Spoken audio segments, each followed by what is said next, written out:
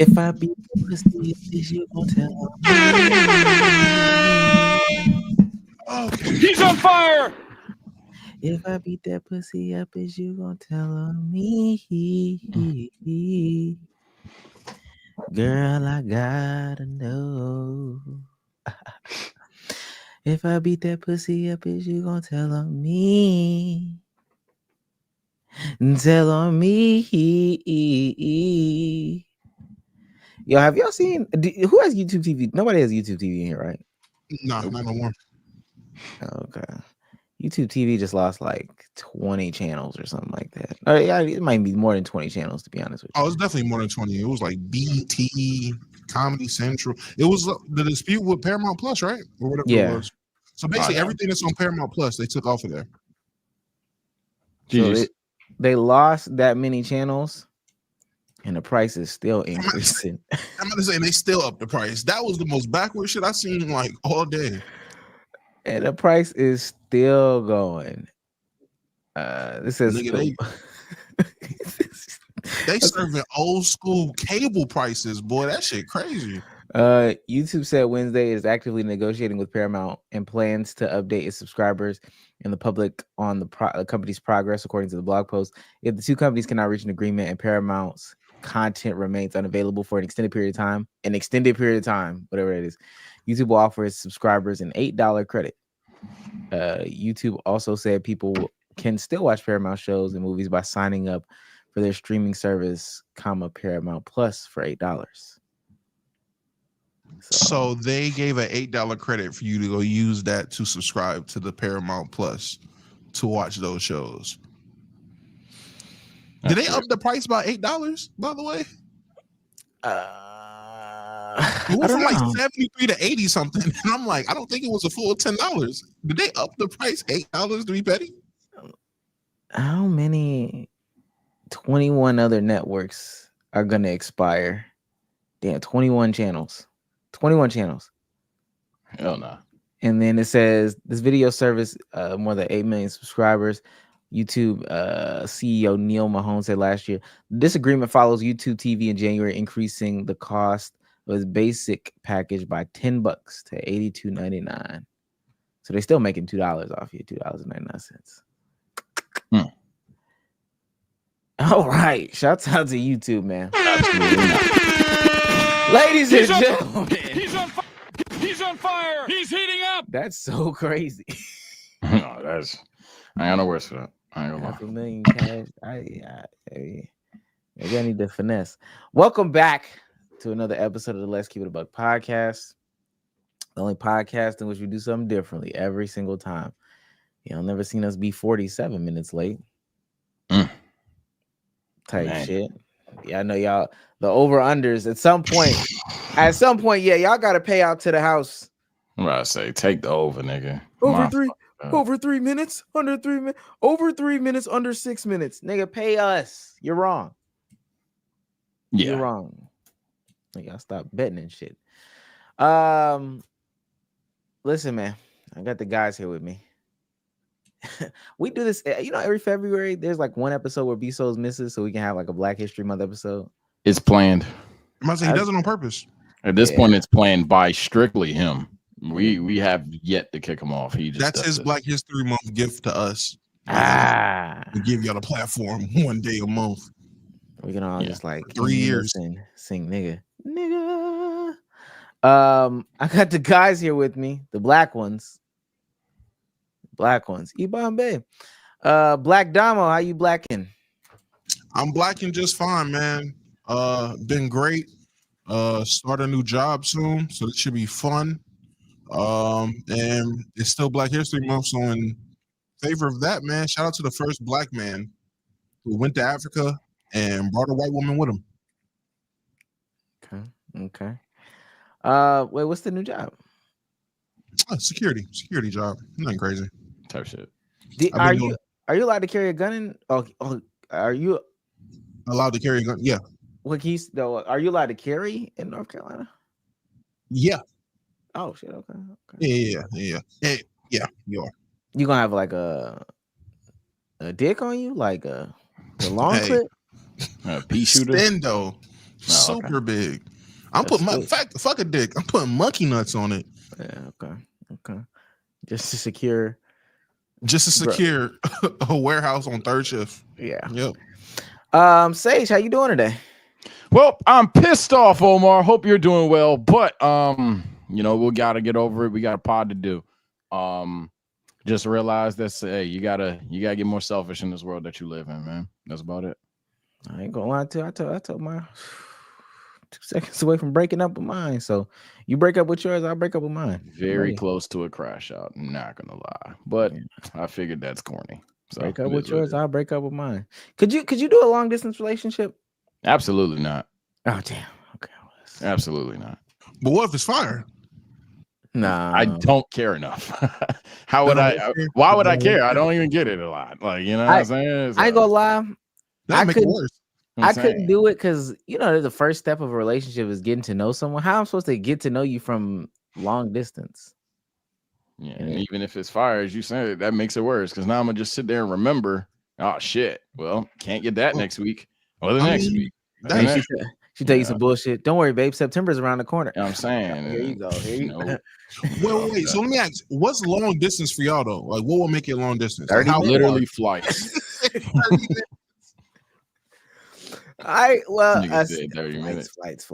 Flights. Same state. Say how long does it take you to get from the top of your state to the bottom of your state? Sage? Oh, it's actually a brick.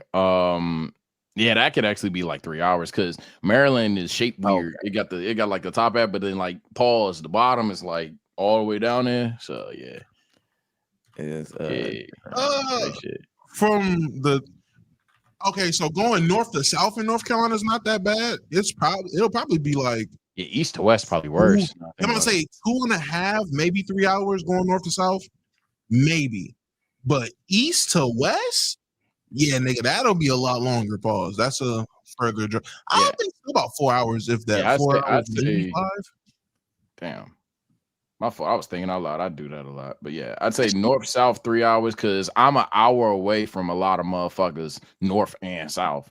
So I'm assuming give or take maybe 4, but then east to west. I think I'm closer to Atlanta than I am Virginia, where I'm at, because I'm closer to the border of South Carolina. I know it takes like 3 hours to get to Atlanta driving from Salisbury, but if I'm driving up to Virginia from Salisbury, I think it takes 4 hours. Yeah, 4 hours. So the reason why I asked that is because, and I looked at this too, 5 to 6 hours is what it looks like to get from the top of Georgia to the bottom of Georgia, right? And you might not be able to get that on a flight, is what I'm really saying. Because ain't no flight at the top of Georgia going to the bottom of Georgia. So with that being said, I ain't gonna lie, an hour and an hour and a half is kind of crazy. An hour and a half drive? That's crazy as fuck. Is that crazy? Yes, as a long distance relationship, especially as a man. Weekends. That's Friday. I can do an hour. I gotta say, Friday I get off at 5. Bet I go home. I leave the house at 6. Go home? Oh. Yeah, go home.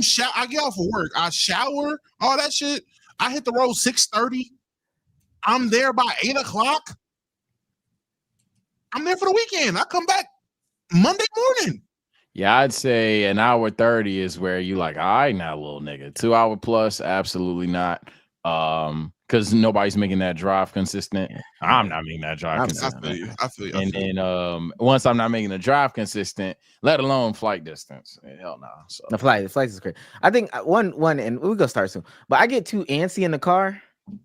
Like if it's too far away that I can listen to a podcast, tune in, tune out, realize that I'm tuning out, tune back in, and then try to find something else because I just want to break up this singular conversation.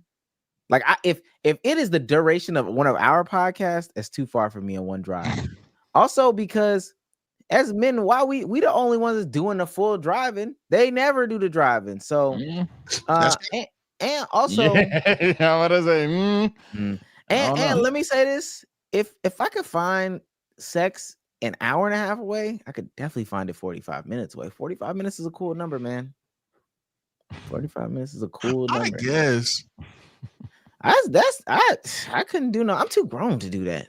I'm just thinking, man, if I was, and this is gonna sound crazy. Say we do 2 different ages. Oh, Domo, the big 3-0, yeah. Oh man, not again. Yeah, y'all catching up to that shit. That shit's crazy, man. Catching up, that nigga is there. Yeah, First of all, that's wild. Oh my God, Ant just dunked on Chet. I am your age. I'm not 30. I'm your age, buddy. Like, actually, I think I'm a year younger. You're closer, I think. That's crazy. Damn. Get wrecked. Yeah, no. Hour 30 ain't bad to me. This nigga's a 28-year-old.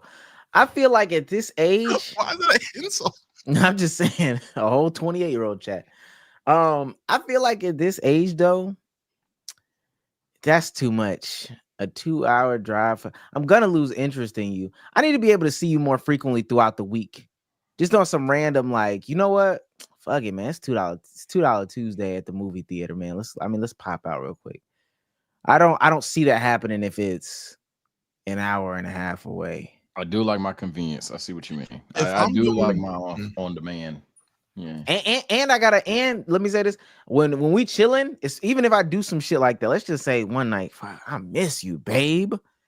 As soon as I get off work, I'm already a little bit closer to you. So now it's only like an hour and 15 type shit.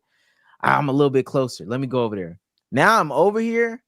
We chill for a little while. I constantly got to keep looking at the time because I got to carve out an hour and a half drive back and I got to get up in the morning. No, I can't do that. I'll definitely say if I'm doing a shout out $2 Tuesday, if I'm doing a 2-hour distance relationship, a lot went wrong. This is like I'm on my last leg if I'm doing that shit. I will say that is definitely not a top 8 option. Yeah. I'm about to say, I gotta look. It gotta be fire at that point. Okay. If you're new to this, you want to be sure to just make sure that join button, make sure you hit that subscribe button. Make sure you tell a friend to tell a friend to tell a friend. If you're an audio listener, please leave a 5-star review. I got one right here. 5 stars for the best podcast in the land. This is from the avid podcast listener. I like this podcast. Gives diversity while being the same. Yeah, a lot of diversity today. Absolutely.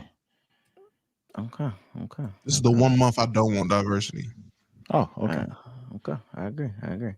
And last but not least, before we get started, I am back on StreamYard tonight, so we can do something like this. This right here is a super chat. Yeah, we traded the chat for the super chats. Sorry, not sorry. This is 100% temporary. And that's why. Y'all not funny enough. Y'all not funny enough to vouch for having y'all shit on the screen, bro. I'm sorry. LKIAB Johnson, the unofficial sponsor of the stream, says this is a mother fluffing super chat. What's good with the boys this fine Thursdays? Man, like I said at the beginning, and fair warning, if instead of I don't know, I make like very uncharacteristic takes, man. I'm just in a bad headspace, chat. I need the pod to get me right, man. I need the Yap Fest and all these other things. But I hope you're having a fantastic Thursday, Mr. Johnson. They said you sold out though. Don't know why. He sold out? Did he? That's what they were saying when he sent it. I saw a nigga saying he sold out. I don't know what he did. I mean, if he did, he sold out to be the unofficial sponsor of the stream. Tight shit. Well, actually, official sponsor of the stream. We ain't got nobody right now, so official sponsor of the stream. Tight shit. Shout out to Low Key Wave for becoming a YouTube member, and then Low Key Wave for doing it again. Damn, how did you do that? Same account too. I don't know. Shouts out to Heist. He's on fire. Says for $4.99 Negro League Pod. Yeah, man. Heist, are you black? I think we're past Negro League at this point. I'm glad we don't have to talk about Asian stuff. I don't know. Fresh off the boat. Never beaten allegations. Well, yeah, you're really not. I've been watching Fresh Off the Boat, man. It's a good show. He's on fire. Die in Next Door for $4.99 says we still shouting out the first black men. Kinda. Absolutely. That's the first black electrician. David Smooth, member for 1 month, says it's 2025. It's time for the woman to pay for the tab. It's been time for that. I don't. You know why? And let me say this. I know he said. I know he said that the woman. Some women drive. I don't even want the woman to drive to me, because when she get there, she gonna spend the first. I'm talking about if we live an hour and a half away. Okay, she gonna, babe, I'm gonna drive this time. She's gonna spend the first 30 minutes talking about the drive and bitching about it the whole time. I don't want that. After the first ride, I'd hope not. The first ride, yeah. Oh my gosh, there's so many traffic, and then this way has potholes, and then people just can't drive. It always seems to be. Oh my God, take them panties off. God. You need like an immediate convo deterrent for you. Shouts out to Smiley Face for $2. Says Sage, you going to Katsucon this weekend or nah? What the fuck is Katsucon? I'm not gonna lie, I'm not even doing a bid. What the fuck is Katsucon? Like, respectfully, thank you for $2. Lowe's left butt cheek for $1.99 says Omar top 5 white men. Woody Harrelson. All right. Kevin Love.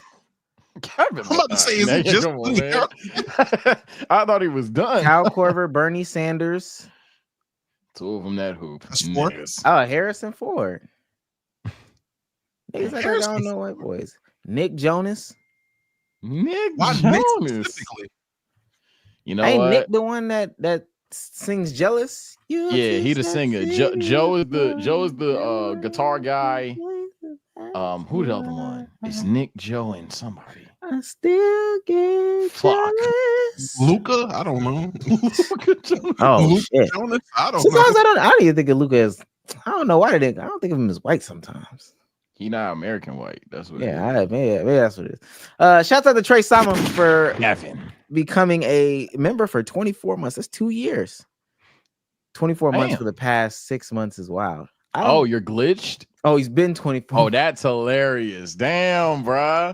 I remember it, man. You about to hit your 3rd year. Appreciate it, my boy. Shouts out to Sydney Mosley for $2. Says, Sage, we're gonna be all right, fam. Big ups to the pod. Yeah, we are. As this affirmative action is being taken care of, my brother. Last few. Rio to go for $1.99 says best producer tag of all time. That nigga Lex Luger. I don't know. That ain't the baby. No, that's horrible. That ain't the baby. That's my baby. Shit. Who was that? The baby. Yeah. Oh, is it for real? That's him making the beats? Yeah. Oh, I didn't know that. He lied his ass off. No, nigga, the baby can produce. You didn't know that? I didn't know he could produce. I didn't know that was him. You thought he doing a bunch of freestyles. You thought that nigga just had a producer also named Baby? Like, what the fuck? I never really thought of who it was. Nigga, I mean, he like his name a lot. Shout out to LKIB Johnson. Oh man, he's on fire. He's on fire. $20. Gotta put him on the ticker now. Yes, sir. Me? A sellout? Is it selling out for the guys? Pause. Type shit. I like the way you think. Send another one. So, appreciate you, my boy. Appreciate the 70. Let's get into the conversations, man. I'm tired of shenanigans.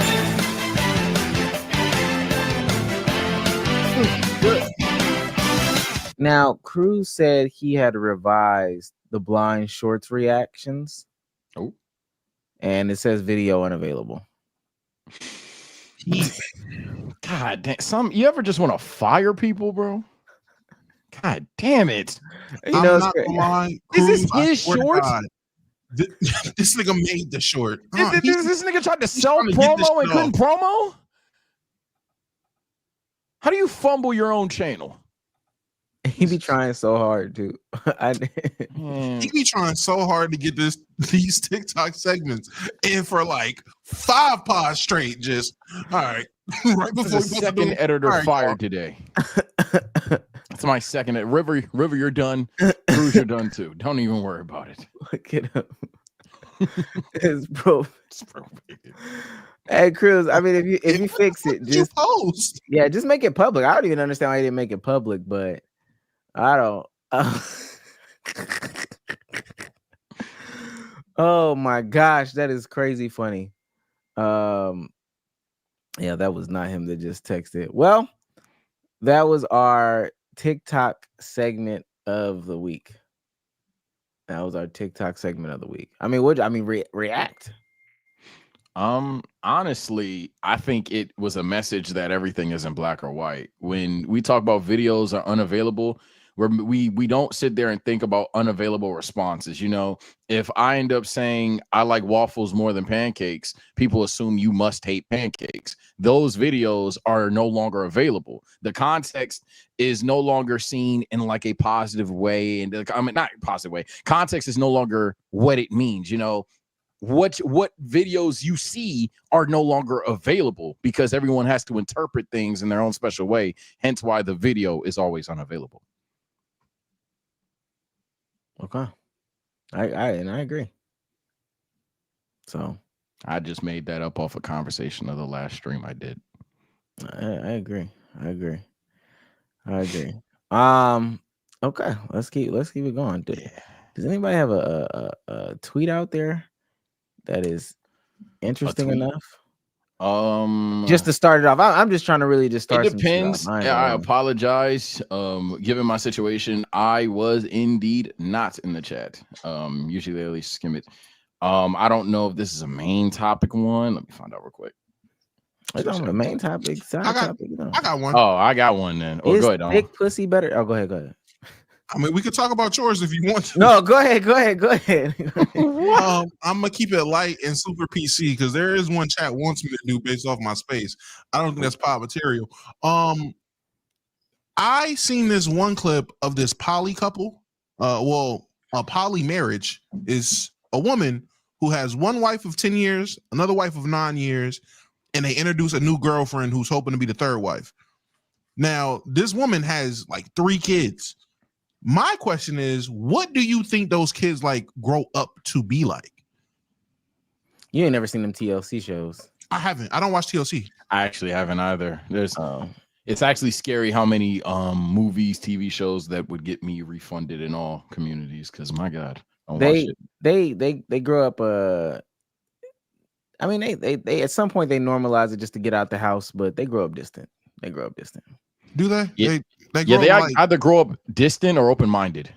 It's either distant or they have like a skewed like way of looking at relationships. Because I know as a child that grew up around a whole bunch of cheating ass niggas in his family, my way of perceiving relationships was kind of skewed in my younger 20s. I kind of grew out of it as I got older, but in my younger 20s, I had a perception on relationships because of that.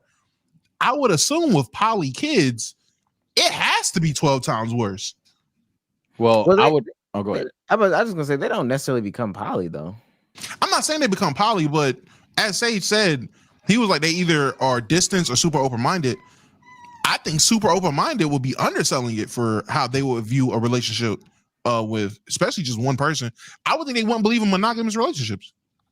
Nah, I could see them wanting monogamy, but that first time that they cheat, because they would probably be more open to cheating, they'd be on some shit like, bro, I mean, it's just sex, you know, type shit. And then I can see some shit like that. Yeah, they had to go through that trial. You don't see it. They will grow up believing that genuinely one person can't just love one person. Like love is fugal. Like you can just, hey, I can see them really lusting for threesomes. I can see that. They don't even have threesomes in them type of relationships. They really don't. They schedule out days. Yeah, the relationships. Yeah, true. And I'm gonna be honest with you, they are not even sleeping in the same room. They hate each other. Fuck that. They don't even like each other. It was I watched some polygamy show on TLC, and it's a black couple, and the original husband and wife, they really just never I'm gonna tell you what it is. Something's going on that has them having to stay together. Maybe it's kids, maybe it's business, maybe it's financial shit or whatever the case may be. And so they can't divorce, so they can't break up. However, they do somebody wants to get out of the relationship for sure. And so then they just say, fuck it. Instead of doing that, we'll just open it up. Now, we don't have to be intimate. You could bring the other person and you could be intimate. But I'm just going to stay in my room and you do what you do. But for insurance purposes, tax purposes, whatever, we're going to stay married. That's how I usually go. Damn. Well, if there's somebody that's polygamous in chat, go react. Cruz just texted me and I did look at it. So we're good. All right, there we go. All right, this is blind Last reaction, straw, buddy. So this is the first time that the videos have actually even been available. So that's a good start. Now we get to see if they're worthy of our reactions, if they're funny or not. Boys, if you watch in your relationship, ask yourself this question. How would you feel if your daughter came up to you and said, "Hey dad, I don't know why he needs to look at all this stuff when he has me"?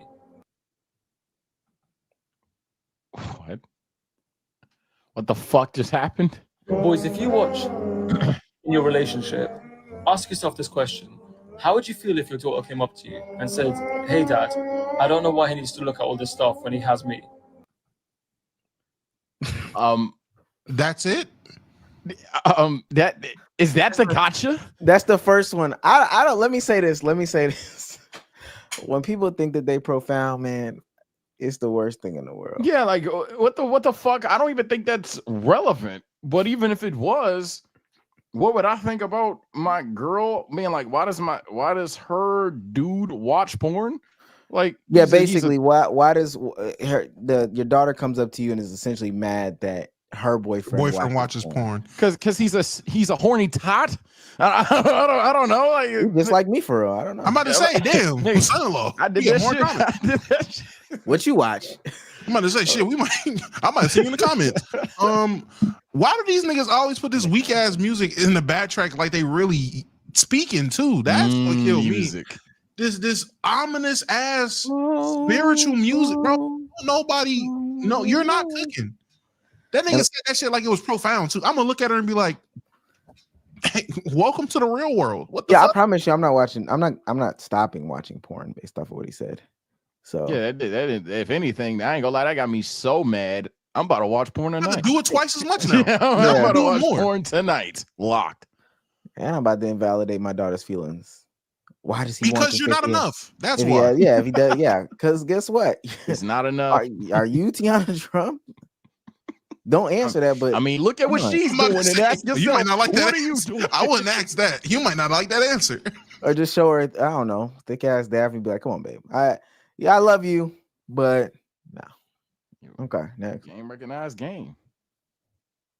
Is it? Let me make sure. Stuff when he has Is this all continuous short? Yeah, I think it's just like one fat ass short bundle. Working out trap day 110 dorm edition. This nigga's working out one arm. Yeah, I'm about to say, is his arms uneven or am I just hating? Okay, no. I ain't gonna lie. That nigga, that's different. If I ask, wait, what is he watching? This. Oh, hell no, baby. He's a serial killer. Nah. He's weird. He's a serial killer. He's gonna wear your skin. I Get promise him out you, of here. I just got back and Cruz is trying to fuck us up. Okay. All right. And think it's funny too. You'll be out of a job. Remember that. Oh, we're gonna see who the last one laughing, buddy. Yeah, we'll just start a new channel. You'll be out of a job. Never forget that they robbed you of your ability to have kids in your 20s. They made it so that having kids is an economic and financial disaster for you. They made it so that having kids like literally fucking destroys your career. We're all taught and we're all led to believe that your 20s are for putting your head down and working. Everybody for the entirety of human history, up until the last 30 years, could manage a job and children. Now you can't. The hours required of you to build wealth in the West do not permit you to have children, and the cost of having a child is too great to ever support on a single modest working class income. There's no reason. I'm 26. I should have a kid. 40 years ago, I could have a kid. I could still write as much as I do. I can still work 2 jobs. I can still build my art career. I can still bartend. Now I can't. Wait a minute. Flaw. Go ahead. Wait a minute. There's a flaw. That nigga said 40 years ago, you would not be bartending and you would not be doing all that. Be outside. You would be in a factory. Also, dog. if he wants to have a kid, maybe he just doesn't know. This is why sex ed is important. Stop pulling out. I'm about to say, no one is stopping you from having a kid, nigga. You can have a kid. Now, how you gonna provide is the other question. You can have a kid though. It's very possible. No, go ahead. I just question why he wants, like, and I'm not trying to put him in a weirdo limelight here, but I just want to know the fascination of like 23-year-old parents is just out there. Like, you know, like why don't we want more mature parents in the world? I don't fucking know. Nah, man. In the 60s, my great grandma, she was able to have 7 kids and be 25. Like, all right, bro. I don't like, that's not okay. I'm about to say, really, she was 18. So and your granddaddy was 30. Yeah, we don't want to talk about that. They don't want to have them conversations.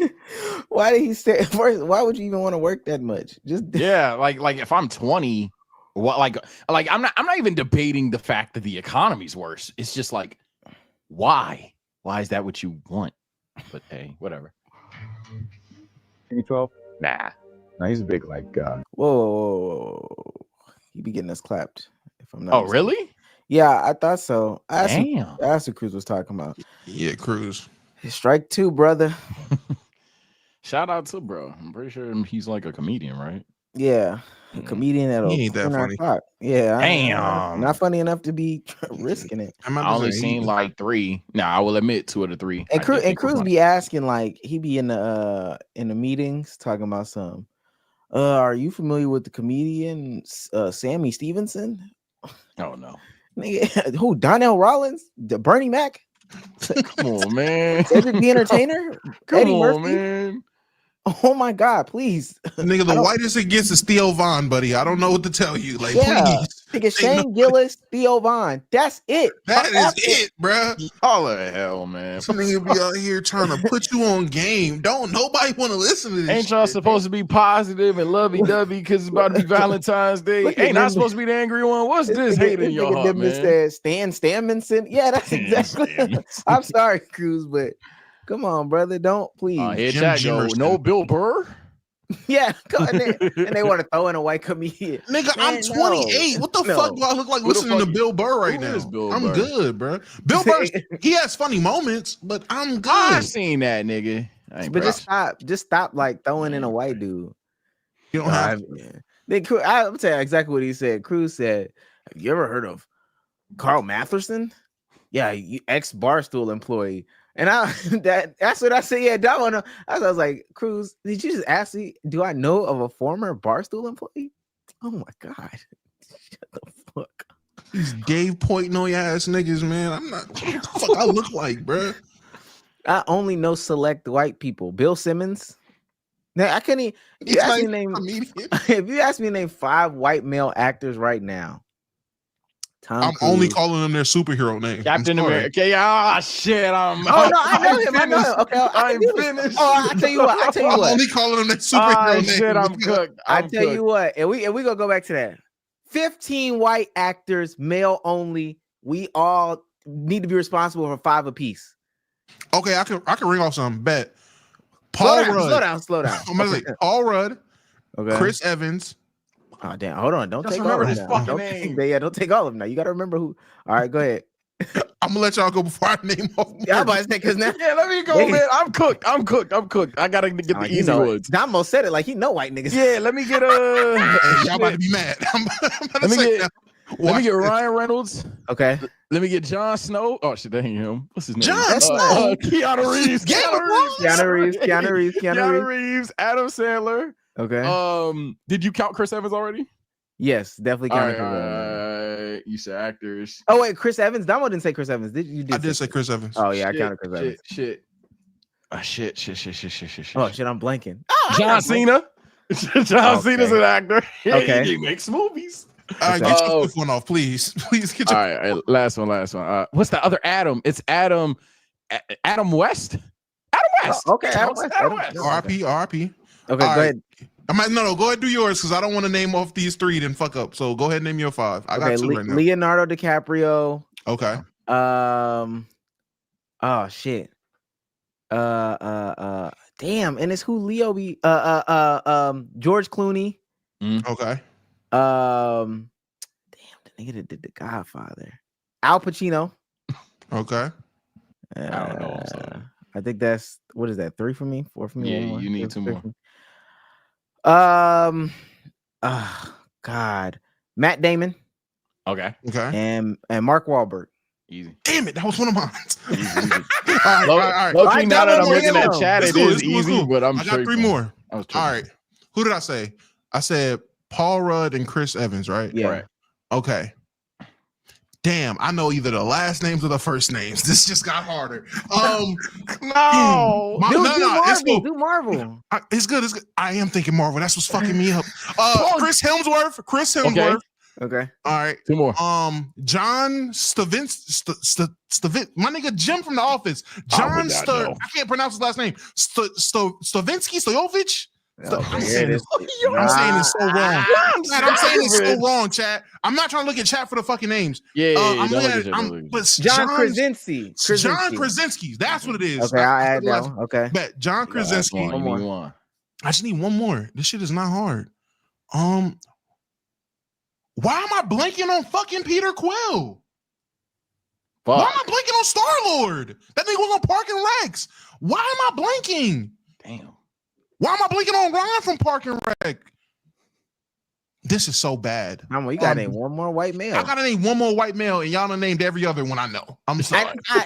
As you say, Matthew McConaughey. Chad low-key cooking our shit. Oh, you got one? Yeah, Matthew McConaughey. I have full screen. We could have said Tom Holland. we could have said Tom Holland. I didn't want to do all superheroes. I actually wanted to be diverse. All right. Seth Rogen, Seth Green. Made it harder. Listen, we're trying to get the job done. Okay. Let's keep going. Outside to smoke a cigarette, right? And nice shit. Just show you this crazy shit, y'all. All right, that one got me. There's no way that got you. That one got me. Oh my god. I like dumb humor.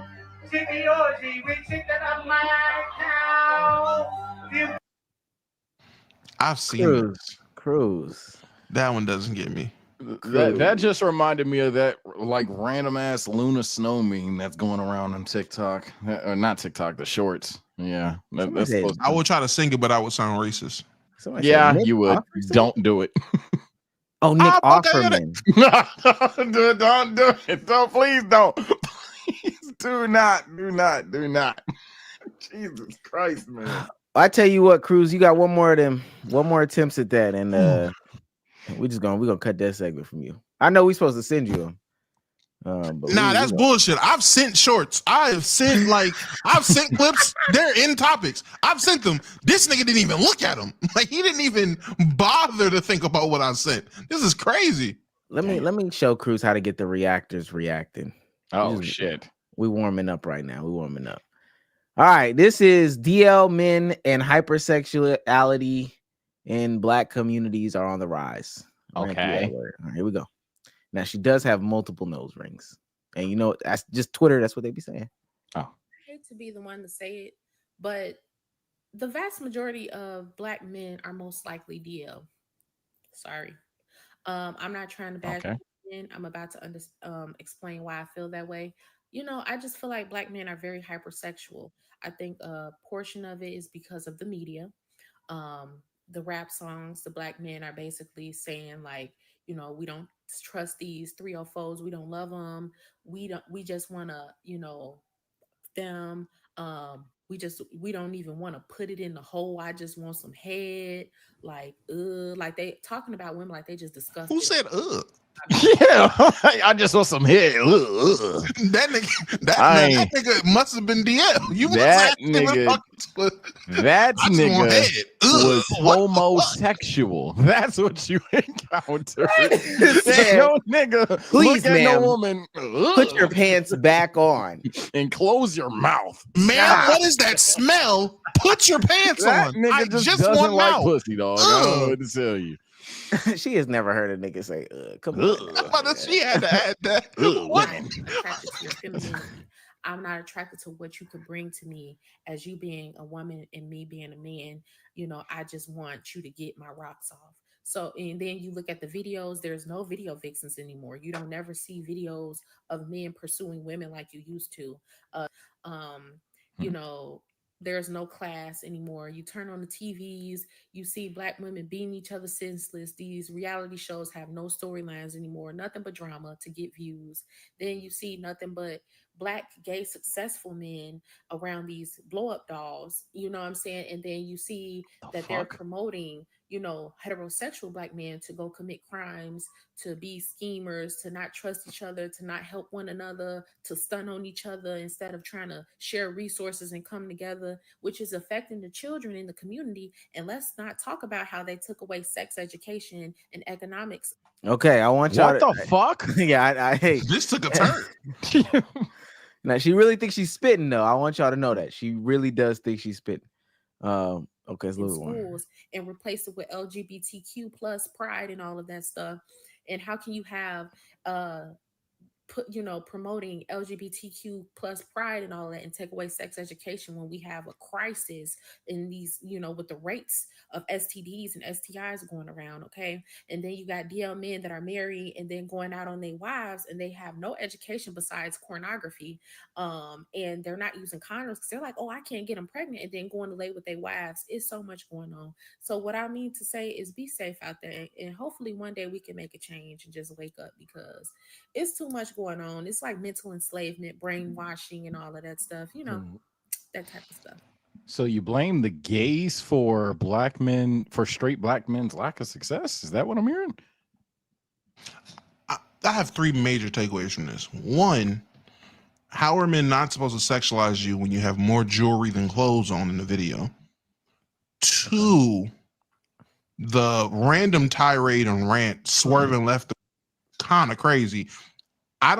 Did they actually take sex ed out of schools? And even if they did, I didn't know it was just a pride class. I didn't know they just said fuck sex ed. It's strictly gay ed. Lesbian ed only. I didn't know that. That's crazy. And 3, I'm convinced she actually was talking to a gay dude. Like, there's no way a nigga just said ugh. Like, I'm still stuck on the ugh. The ugh was crazy. She went on a rant talking about Zeus and rappers. Last time I checked, I didn't see Nelly chasing after them bitches in the 2000s when he was swiping credit cards through butt cheeks. I don't know, like, how much has really changed in terms of video vixen land, but no. It's a hard no for me, dog. Yeah, I agree with your final sentiment that she just probably ran into a gay dude. The beginning soliloquy of like hypersexuality and DLness was just kind of a crazy like thing to start off with, by the way. So niggas want to fuck everything, but then they only want to fuck not women. Okay. And then afterwards, it kind of just seemed like whatever main point she was getting at got lost in the sauce there. At this point, I'm convinced that like this is just another typical shawty going around calling niggas DL, and apparently I don't understand the hypersexuality part. But DL and gay just to like get some shit off, because I don't even know where that came from, to be honest. I don't know where her first point in the second. I don't know where the first minute of her TikTok and the last minute of her TikTok. Like, she could have separated them shits and it would have made a bit more sense. I agree. The only thing I don't even think she ran into. Well, I think y'all are saying that she either ran into a gay dude who actually was like outwardly gay and was like, I'm not interested, dog. I promise you. So you don't want this? No. Nigga, business blew up. Yeah. She was drunk one night and hit on all her friends. Girl, you might not want to hit on him. No, I got this. You don't want to hit this? No. Like, what the fuck? Like, how did y'all even get in here? What I don't This is actually not the place. Do you not see who's in the cages right now? Like, no, bro. Y'all don't see the sign outside that says dicks and balls? Like, I don't. Nah, you don't see the bartender in just a leather hat? Like, I don't think this is your type of leather hat. I don't think this is your type. What are you going to what the fuck you got going on? Literally, every man in here is either holding hands or dancing with other men. Like, there's nothing straight. You knew you was coming to a gay club. In fact, you thought I was the one straight dude in the gay club. She went to the matter of fact. She think all niggas is DL gay. She went to a straight club and no one wanted her. She pulled that. You don't want to hit this, and everyone said, "Ugh." Yeah, that was my other one. That'd hurt. Yeah, that'd hurt. That was my other one. That she had went to a straight club. Dude turned her down, and then she saw him talk to another woman, He said, I ain't trying to really get to know nobody tonight. He's talking to another woman, and then that's when she was like, oh, I get it. And the woman was skinny too. Yeah, he like women that look like boys. He must like boys. In fact, he'll fuck anything but me. Hypersexual. I don't know. I just don't see how that shit added up. I could just imagine she was having a bad pH day, and she pulled out I got something for you. Pulled the panties off. Ugh, what does that smell? Ma'am, I just want head. He's trying to cut your panties back on. Nigga said pH. Now she does have another one. We're not gonna watch this whole thing because she's probably that way. I want to see if she jumbles up 3 different points too. Yeah, go ahead. The video I just posted about black men being hypersexual, and she ain't even changed clothes. That kind of rise. You know, I feel so strongly to speak on it because as a black woman, I've been victimized by these men. You know, I feel like black men punish black women for their traumas. You know, whether they have mommy. It was about black men not being able to succeed earlier. Okay. Whether or not, you know, they just feel as though they won't be accepted by friends, gang members, or family members. We are punished. You know, we're put in detrimental situations with these men. You know what I'm saying? And then we get blamed no matter what. We get blamed if we love y'all. We get blamed if we don't love y'all. We get blamed for everything. You know, we are the scapegoat for a lot of black men in our communities. You know, so it's okay for them to come and, you know, love bomb us to be in relationships with them. And then they don't even like us. They're not even really attracted to us. And they're treating us like trash because imagine being in a relationship with somebody and you don't even like them. You're going to be mean to them. Like, you ever been in a relationship with somebody on whether it was you doing it to them or them doing it to you and y'all just fell out of love with each other or something? You know how mean you're going to be? Constant arguments. And then imagine 2 feminine people together. That's like a lesbian relationship. You know, it's like being around a girl all day and she jealous of you. She I know what this is. I know 100% Carol. Yeah, not trying to work as a team member. You know, you have these men, that's why they don't want to provide and protect, because they think they want a man. They need a man to provide and protect for them. They think they're the prize because they think they women or they're feminine. And she doubled down in the homophobia. Yes, yeah, it is. Yeah, I'm not gonna lie. I wasn't gonna do it at first. Yeah, no, she's using DL just to get her shit off, and no matter what, she's just blaming gay people. That's all. Yeah, she hates gay niggas. Like, for the rest of this video, that's all it is. Whatever her experience was, none of my business. Shawty, you see this? Hey, congratulations on your TikTok. Yeah, nah, it's just I have no the fuck idea, but these dots do not connect. One thing's for certain, though, she's blaming the gays for every single thing. It is what it is. It's even worse. This is a mix of 2 different things. One, she definitely ran into a gay nigga and she's homophobic. 2, she is just projecting her relationship that she just got out of, or her past series of relationships. She is speaking from experience. Can you imagine being with somebody and they don't even like you? No, bitch, I can't imagine that, but I feel like you can. Yeah, I'm about to say, yeah, her ex probably was DL. I ain't gonna lie, we probably was dead wrong earlier. She probably dated a damn download nigga. That's all it was. Dated a DL nigga and got cheated on. That's what it was. Are you with no sex education, fucking on men, and with no condoms and coming back and fucking their wives? She's the theoretical wife. That's what this is. She's doing a lot of people on TikTok do. They vent in the third person about their life, which is weird. It literally went from straight black men can't succeed to straight black men don't even love the black woman to shit. The black women are ultimately victimized, all because they blame their traumas on all us. Because of these DL niggas. I just think it's interesting because I'm on her Twitter page too. They only shout these things in vacuums where like nobody can really give them criticisms, and they get their beliefs like affirmed by people that are very, very much like-minded. And again, I'm looking at her page. That's why she has her stuff private. She's always gonna have her comments off. She's never gonna respond to these types of. The only people that can respond are like her followers and other stuff like the people she follows and shit. It's 1 more minute. It's not that good. and have that feminine desire. And another woman shouldn't be able to provide that to you. You know what I'm saying? They trying to make these men try to make you masculine, make you providers, make you protect them. They try to take the shine away from you. They try to outdress you and all that shit because they the feminine in the relationship. You can't have two without some type of bumping heads. That's why in a lot of these relationships, you have the one person taking on the feminine role and one taking on the masculine role. Besides, no matter how they dress.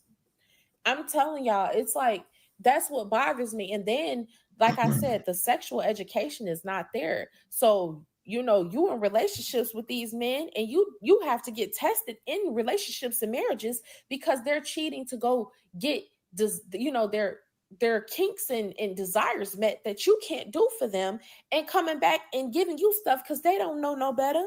They reckless and the media. It's just so much going on. That's why I'm speaking on it.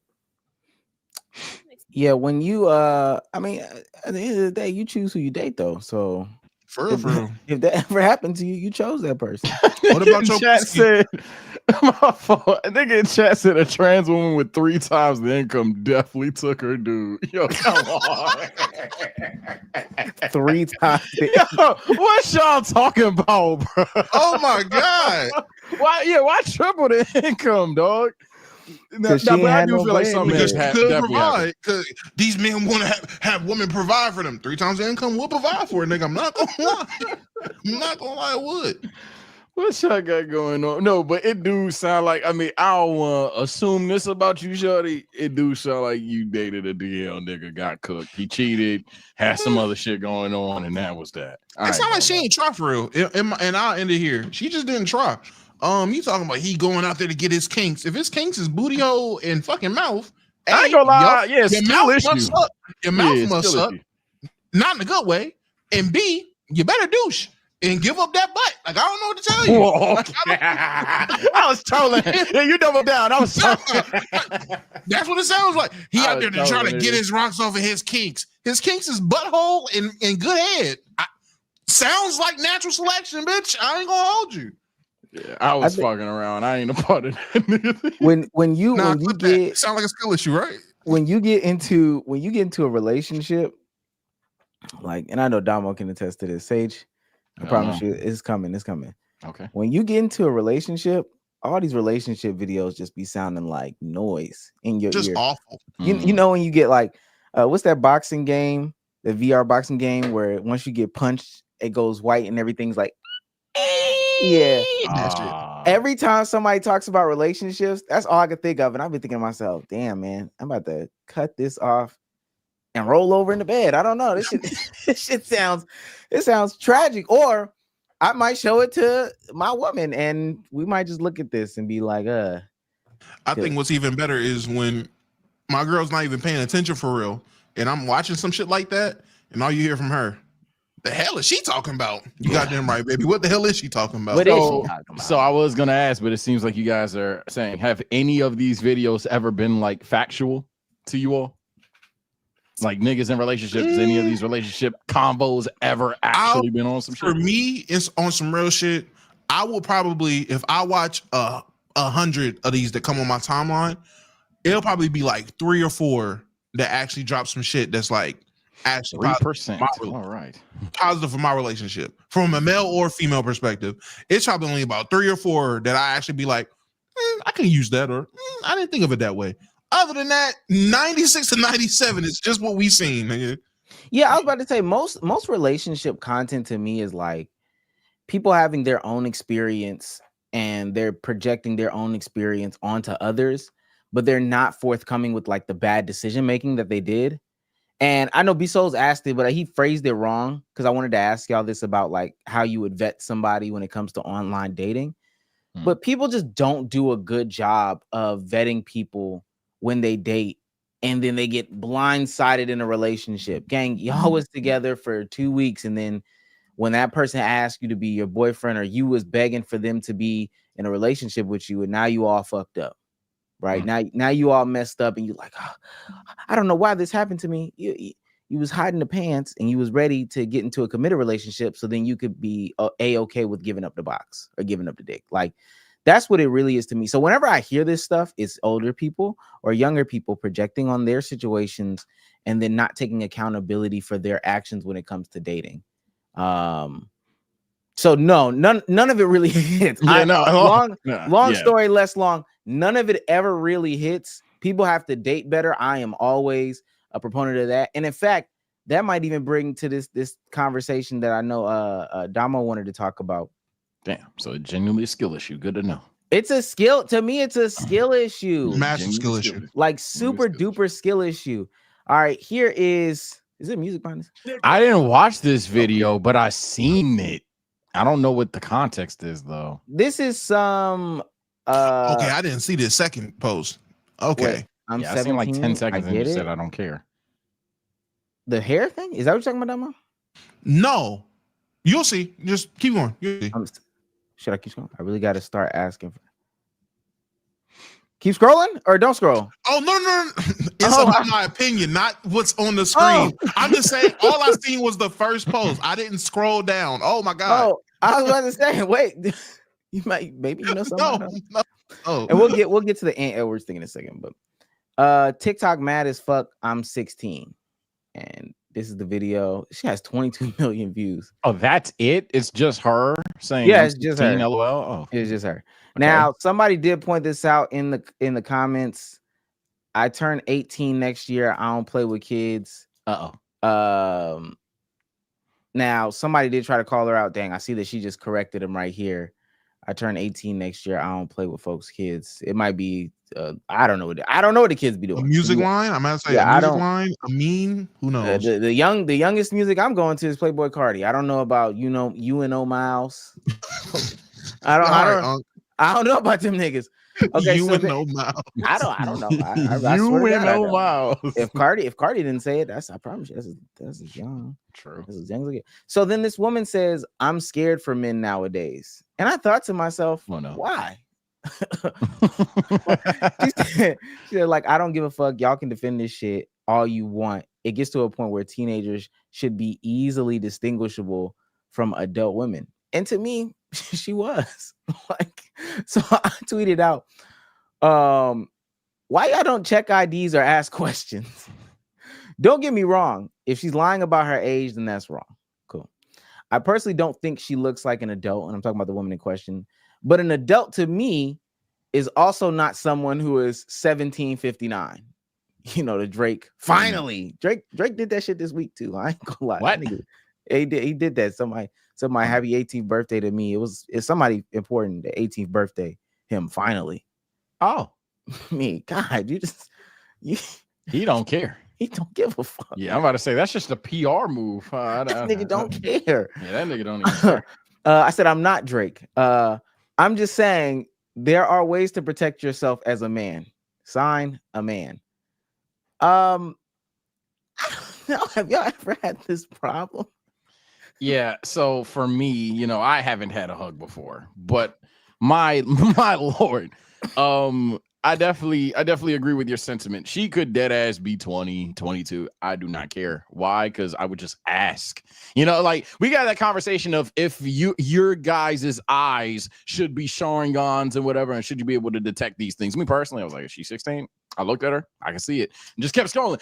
I was like, okay, I can see she's 16, and moved on with my day.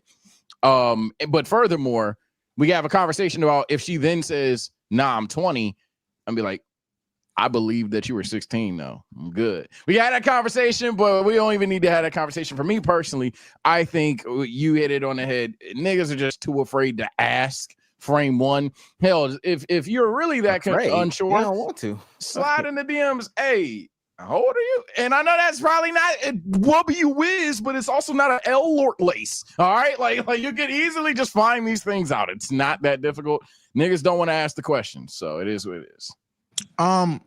My whole take on this isn't even about the conversation of why it is that this is even a conversation.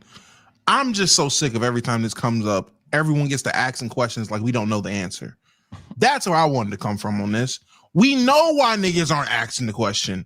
They don't care, and because they like them young. They're weird. For all the guys on the internet out there that, as Sage said, super shining gun eyes, you can just spot a tot from a mile away. Realistically, if she looks too young, you're uninterested because you're not weird. We're going to just dub everything weird right now. You're not weird. So even if she is 20, the fact that in your mind you can see her as 16, 17, as Sage said, I'm good. I can't do that because you're not weird. But on the very opposite end of the spectrum, there are a bunch of niggas, and niggas are saying Drake. There's niggas at y'all family reunions that do this shit. Niggas dead ass. What's the legal age here? I lived in this state where it's been 16 my whole life, and I'm 45. Yeah. Hey, I've always waited since she was 16. That's them type of niggas. That's what's going on here. Oh, girl. Oh my God, I feel so bad for men. I'm no more. You shouldn't feel bad for men. Niggas make these decisions. Like, I don't get it. And then what makes it worse, some nasty ass Alabama nigga will take his nasty ass. He done been in Alabama for 25 years of his life. He's 25, 26. He will go from Alabama where the age of consent is 15, it seems. And he'll move to fucking West Bumblefuck wherever where the age of consent is 18. And his ass don't know how to act. Oh, well, how I grew up, it was different. How old are you? 18. Too old. Like, you been ready. Like, niggas is weird. Like, niggas is weird, bruh. That's what we have here. It's a bunch of weird niggas out there that are waiting until 1759. Honestly, they slid her DMs at 1720. Niggas preheat the oven, bro. Like, I ain't gonna lie. Niggas be preheating the oven like shit. Said, oh, word, you a Taurus? Okay. I'm gonna spin the block. Yeah, nah. In 3 years, holla at me, Molly. Like tight shit. Nah, it's crazy. It's been it's been on that shit, bro. It definitely has. I agree with your Drake point as well. Not that I'm an Aubrey Angel, but niggas are in a way using them as a scapegoat, dog. I guarantee you, some niggas in your family are somehow worse, but not somehow. They just are worse. Vision Man said, "What does 1759 mean? 1759, like on the clock." When the clock strikes 12, it goes to the next day. So then she becomes 18. She does the sim spin in the air, and she is now an adult. So you're thinking it's all game. It's crazy. And let me say this, because we're gonna go to the next thing. But let me say this, and maybe it's because I'm around my younger cousin and I go to the high school games and stuff like that. I'm not gonna lie. High school kids look like high school kids. Yeah, I want to let you go because someone tagged me directly or asked me directly, Cap Sage, if I show you 100 people that look like her, you wouldn't be able to guess the age off top. Let's say you're absolutely right. If those 100 people, though, said like I'm 16, I'm going to be like, you know what? I believe it, and that's it. I don't know why you niggas challenge this shit. I'm thinking one step further. Sage, if you showed me 100 girls that look like this, I'd be like, I don't care what your age is. I'm good. You don't like you could buy a fucking drink, bitch. I don't need to be dealing with you. Yeah, one she does, even if she doesn't look 16 or whatever, she doesn't look 23. She doesn't look more. She doesn't look more than 22. She don't look old enough, nigga. So what are we talking? She don't look more than 22. If she's legally 18, nigga, you're legally fucking nasty. Let me say this, because again, just being at my cousin's game, seeing what the trends and the styles and what the kids are into, the baby hairs touching the eyebrows is an instant sign. This is a child. But then we can talk about how niggas look at women. Niggas look down, and then directly forward. So this baby hair, is an instant like, oh no, because as a 28-year-old, I don't see other 28-year-olds do that. So automatically, she's also if you pull the tweet back, if you pull the video back up, she's also in the backseat of the car. I don't know about y'all, but if I'm just on social media and I don't know a woman, if I see you're in the back seat of the car, two things automatically come on. A, way too young. B, if you're not too young, you're broke. I'm good. You don't even you can't even sit in the front seat. You're in the back seat of the car on the driver's side. That's her mama car. I'm good. There's small signs of things you can see, like just little shit. Omar's right. I don't go to the high school games like that, but my grandma literally stays right by high school. And I go pick my daughters up. All the kids be coming out of school. I see these children, and I'm like, damn, that fucking meme of Brian is nasty as hell. You seen that clip? I love high school girls. I keep getting older. They stay the same. I thought he was weird when he said it then. These motherfuckers really do look the same. They're kids. They look like kids. I've gotten older. They look like kids still. You niggas is nasty. And I know, and that's crazy. I know niggas in real life. Real life. When I was at the gas station, you know, Sierra, her birthday around the corner. Oh, for real? That's what's up. How old she turning? Shit. Finally 18. You finally getting the fuck out my store, nigga. You're nasty. The fuck?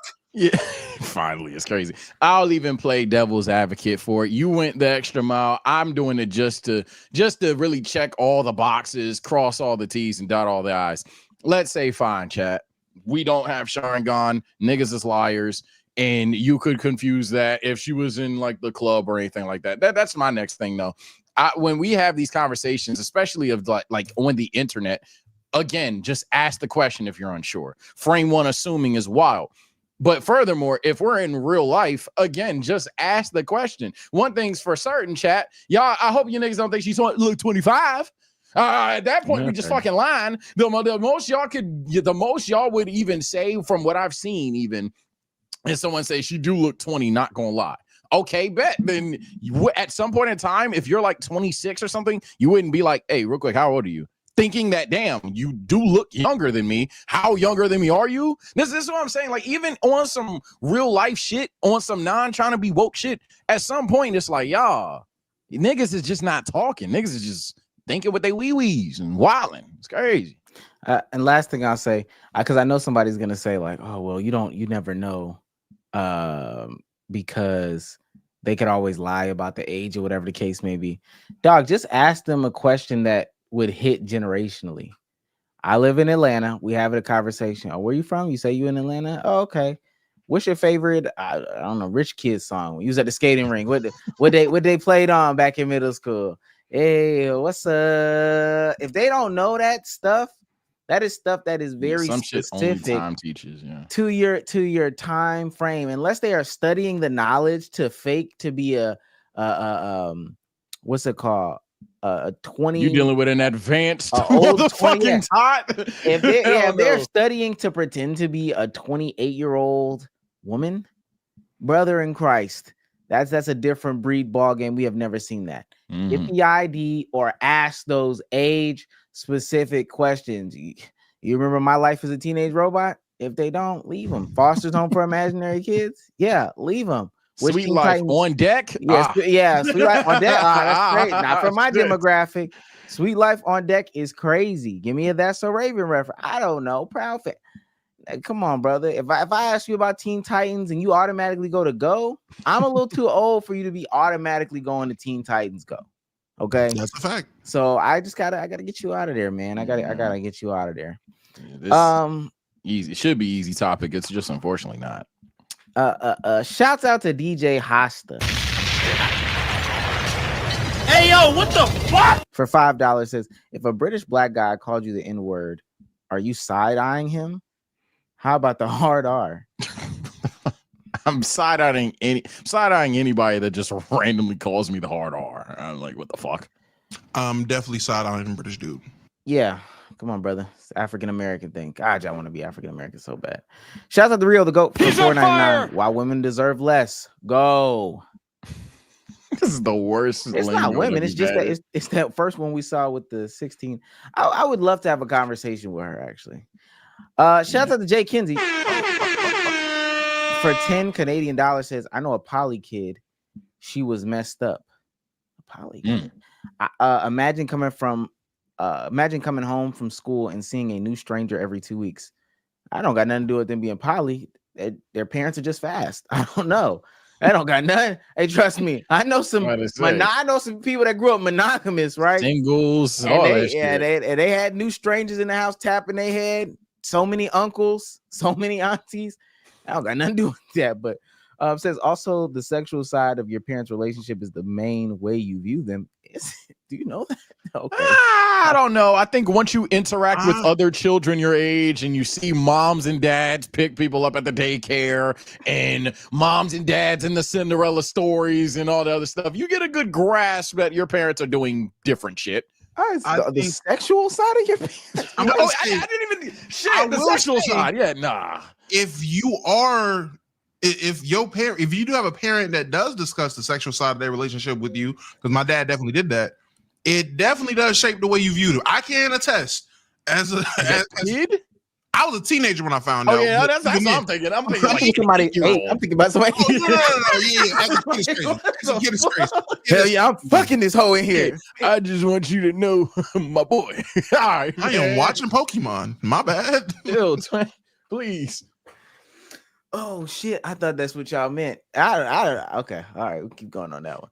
Shout out to LKIB Johnson again. Oh my God, He's on fire. We gotta up it. It's up it and it's stuck it. The Do I biggest ask Johnson. again? Because he said you ask and you shall ask receive. And you shall receive. But Dude, I think military niggas get tax returns. This might be a time. Shout out to LKIB Johnson, man. Official sponsor. April hit coming up. Shouts out to JJ for $2. Says a white man gotta play you in a movie. Who you picking? Seth Rogen. Dog, we just figured out. I don't know. Or Fat Jonah Hill. I don't know enough, brother. Yeah, I don't know a white guy that behaves like me. I'm a weird guy. Oh, Timothy Chalamet. I don't know nothing about him. I just know Fucking Tom Holland. Just be an awkward version of TSO Sage. That'd be a crazy three. Timothy Chalamet, Tom Holland, and either Jonah Hill or Seth Rogen. Oh wow! I just know that's like one of he be in movies. So shout out to Timothy Chalamet. Shout out to AW. He's on fire. This stream is exactly what MLK dreamed about while cheating on Coretta with the bunnies. Okay. That was the worst. That was the worst video we've ever reacted to.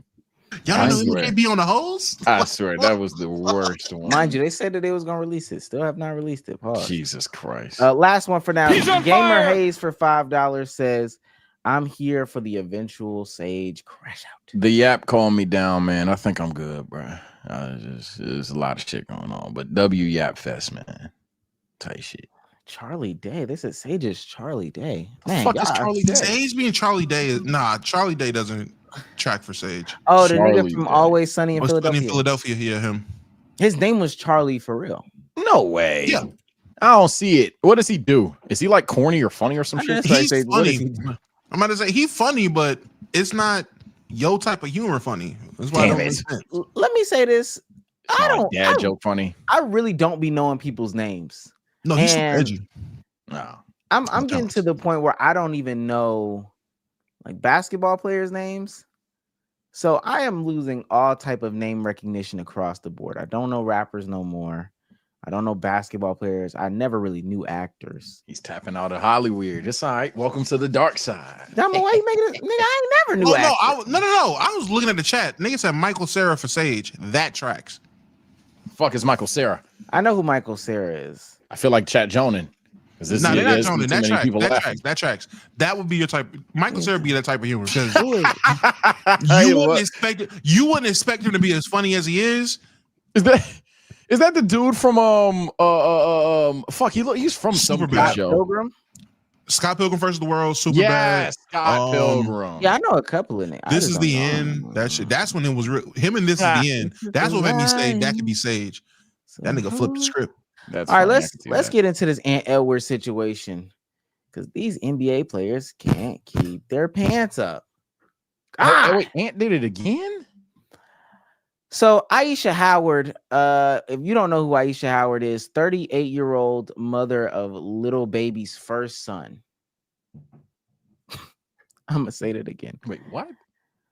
Aisha Howard is the 38-year-old baby mama of little baby's first son. Can somebody look up? How old is little baby? Ain't he like 25? 26 little baby age. Little baby's 30. He 30. And his son. Oh wow. Okay. I'm okay. Next. 30? Just next. Oh my God. I'm terrified now. Continue. Wait, who? Oh, okay. So she's 40. Submits alleged text in her court filing from How old is Anthony this son? Edwards, My fault. 23, telling her to get an aberration and that he hates her for bringing a child in the world without a father. Ant says, and I quote, "I won't be in your child's life. I'm sorry, I won't be in a child life I don't want. You're sick." 3 laughing emojis. Since then, she got a good bit of backlash and posted another long post exposing herself, explaining that it takes 2 to tango. We're gonna read some of this stuff because, ultimately, just stop skiing up in them. All right, here we go. I'm confused by this timeline. I'm either terrified or, you know what? Of the Aunt Edwards timeline. Yeah, I'm just. How old? If little baby got a tot, how is that tot old enough to have a tot? Wait, what are you talking about? Wrong. No, Okay. Sage is I got the names. Okay, Sage is tripping. Sage thought Aunt Edwards was little baby son. What the fuck? No, no. I was thinking. Okay, I'm gonna be blunt. I'm gonna sound stupid. Who cares? I thought that you said this woman was with little baby's son. I'm like, that nigga 30. How the fuck you with his son? His son can't be over the age of 10. What the fuck? Well, okay, right, my bad. So this is Aunt Edwards. Well, this is the last things from her. "I'm pregnant. Wanted to tell you in person, but you gave me no other choice. We probably should have kept it cordial, but we're here now." Aunt says, "Okay, LOL. Get the aberration, LOL. I don't need no hush money. My intentions aren't to blackmail you in any way. I'm being upfront and honest. I'm not getting an aberration. It's not an option. I can keep you updated through the process, or I can disappear until the baby's here. It's on you. Either way, I'm done going back and forward. Because you still think it's a joke. OMG. Laughing emoji, laughing emoji, laughing emoji, laughing emoji. Bye. Not bye. See you later." She texts back on March 1st. "Anthony, do you hate me?" Yo, these bitches be too old to be doing this shit, bro. Oh my God. Man. Oh, yeah. This nigga Ant is no better. Yeah, no, they're both bad people. This nigga mistyped yes. They said that nigga typed back so fast. Ease. Absolutely. I know he just saw it late. It wasn't matter he thought about that. That nigga had a game. And then correct himself. That nigga, they said that nigga typed back so fast that it says he's. Because first of all, why you up at 6:30? This nigga, this the first thing. Think about you roll over, you see this text message. Yes. You do the little swipe muff. That nigga said he's. Oh shit. Because you're bringing a child in the world that's gonna be without a father. Damn. I'm not asking you to be with me in any way, shape, form, or fashion. And if you choose to be a complete ghost to your seed, that's totally up to you. That's something you'll have to take up with the higher power. Hard to believe when you father a kid outside of your own. But I come in peace, dispute what you may think, and I'm not sure how or when to communicate with you without overwhelming you. But we are clear on how you feel. I won't be in a child life I don't want. You are sick.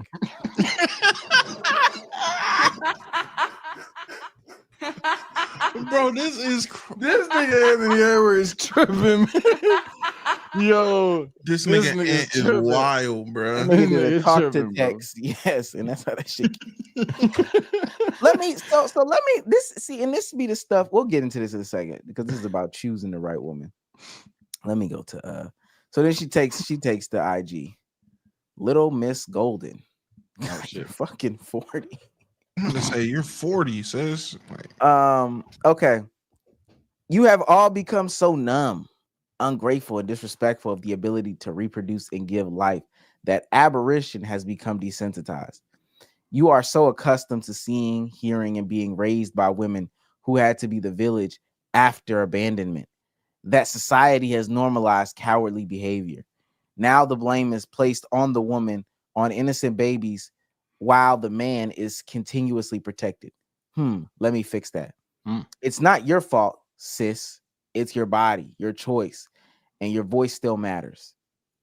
Although you may have seen your mother, aunts, or grandmothers handle this on their own, they were never supposed to, and neither are you. To the men who have lacked and continue to lack male representation, influence, and accountability, being a man doesn't start and stop with an erection. Trying to do like a female.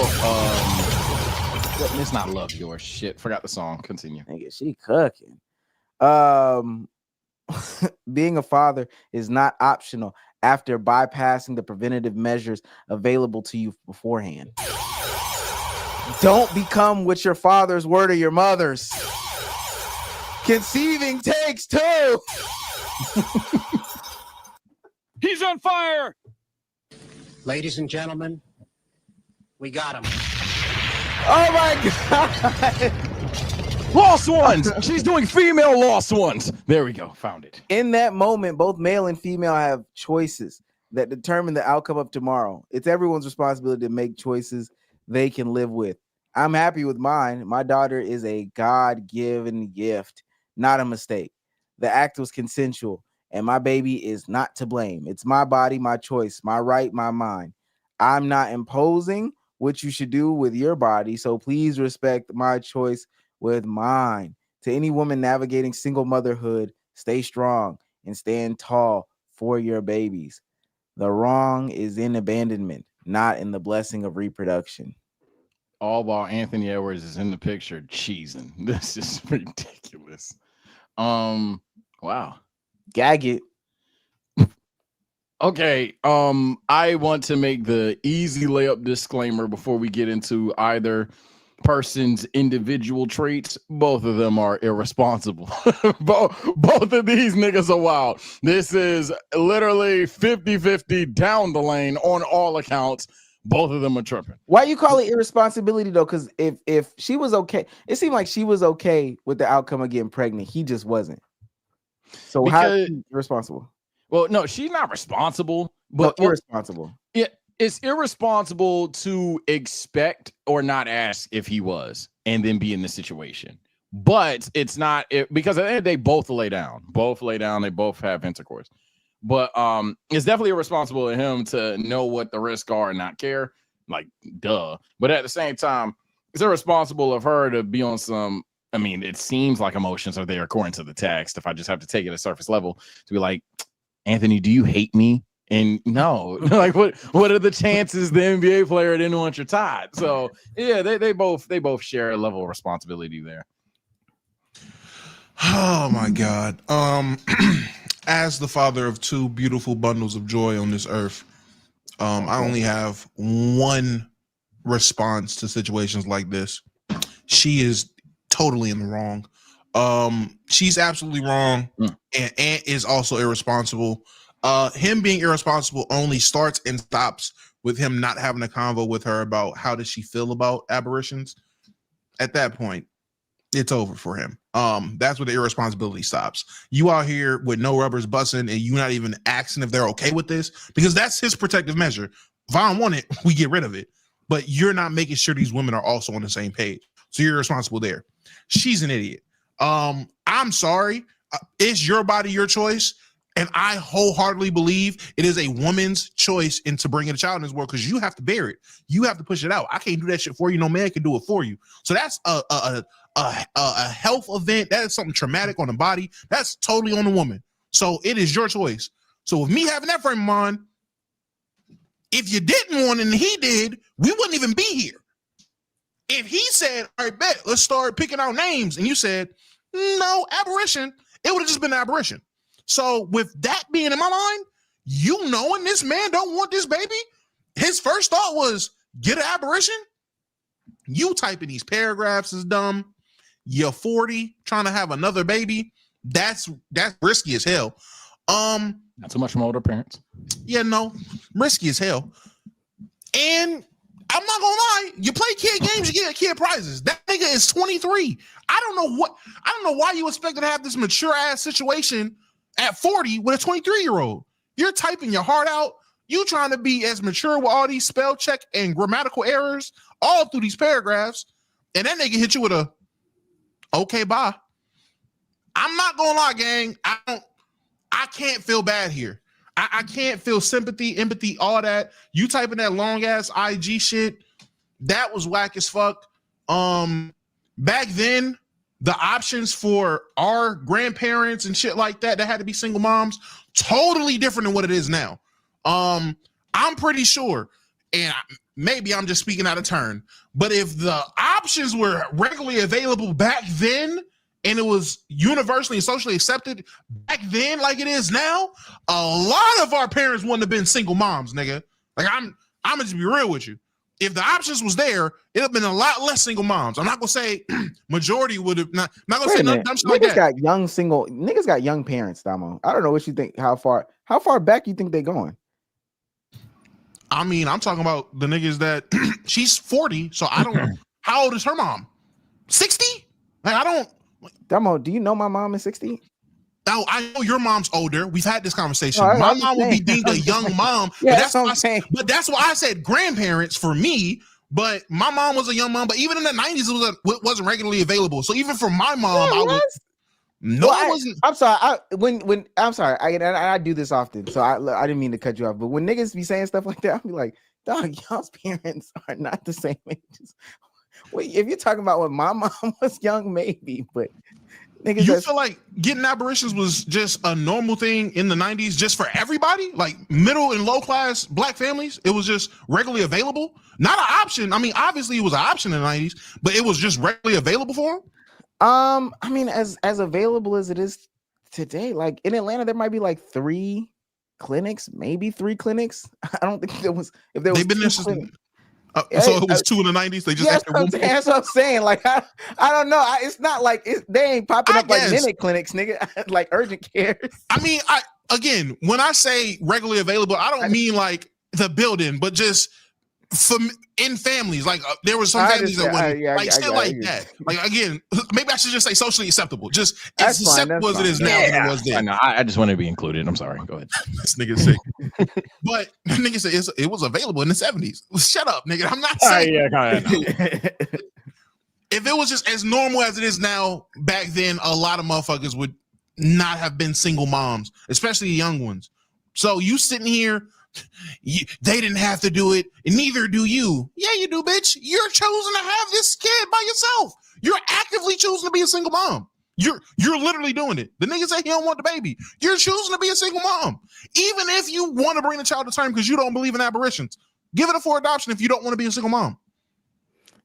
I shouldn't have looked this up. It was some crazy stuff going on in the 90s. They put a bomb at the clinic. Oh my God. Two bombs at that, for real. For 2 bomb blasts. Rock clinic at Atlanta. 6 are injured. All right. And I promise you, after that one went off, no one thought about apparitions. You know what? You know what? You know what? Let's just have it. They tried to abort us. Let's just stay right so there. it is in fact not regularly available. Damn. It was some crazy stuff. That's crazy. Now they just sit there with picket signs. I know. And dressed as Jesus. Today, they were serious about that shit. Y'all know about to kill these babies. Yeah. Oh my God. All right. Let me hit the exit on that tab. I don't know. I didn't get it. I didn't get from this that she was like upset that she was per se a single mom. Like she's been a single mom. Like she had little babies first. I think single momitude is normal for her. It's accepted. It's everything, etc., etc. It's aunt that's doing these things, and to me, all this is just because whatever happens afterwards is them just communicating. I know she didn't write that IG post. Looking at how she texts versus how she wrote the IG post. How she wrote that IG post. Somebody Nimbus put in the chat. She wrote that. Me, yeah, she did. That shit was fire. She kind of ate with that one. Just some of the stuff she was saying. A song. Yeah, I know. But this is my thing when people get into like dating and picking partners and all this other stuff, what questions do y'all be asking? And this is millionaire athlete Anthony Edwards, so I know he's not really asking no questions. But my girlfriend, fiance now has taught me like some of the more valuable lessons in asking these questions. But as I've matured, it just makes so much more sense. Dog, if I'm sitting at the table with you, it's damn near a first question. How do you feel about aberrations? And how do you feel about specifically you having them?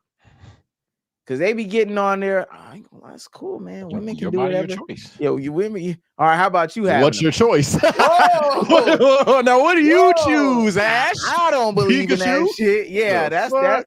Yeah, so, my choice is my choice is keeping that motherfucker. And then now you be stuck and you come and trying to tell your homeboys, and I'm not listening. Yeah, she said she fucked with abortion. Yeah, but did she fuck with abortion? And so that's how I'm not listening to that. But people don't be asking enough questions when they date. And so if you're not gonna ask enough questions, protect yourself. Wear a condom. Listen, they both knew she was okay with having raw sex. And I'm just gonna hope for the sake of the conversation that she was okay with him ejaculating inside of her. Now, again, them having raw sex off rip puts this layer on there. Hopefully she did consent to the ejaculation. But let's just say she did in this. Ant had to ejaculate in her. They both are controllable. I just don't understand why these NBA players be gooning it up, be doing this degenerate ass shit, knowing that it's gonna get on the internet.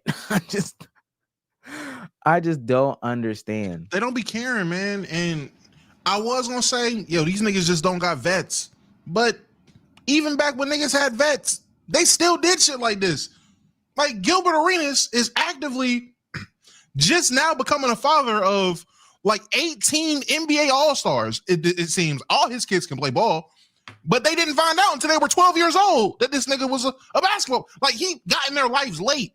So he's older. He had vets when he got in the league. So this isn't a vet issue. In my mind, I'm like, yeah, this man Ant needed Jeff Teague, boy. Like he needs a Jeff Teague, don't he?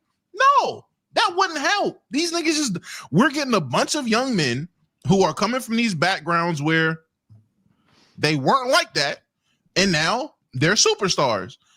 And at this point, it is a continuous trend.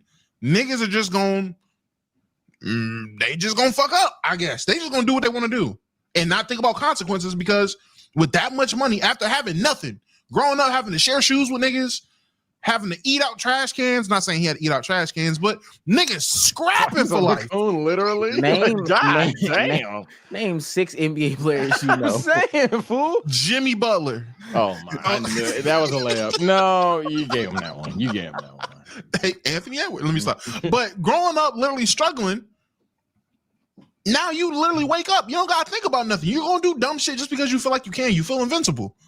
Title scene. Nah, yeah. Apologies if I'm swaying away from that. Oh, but you got more in bed. Cool. These are just some tweets from people.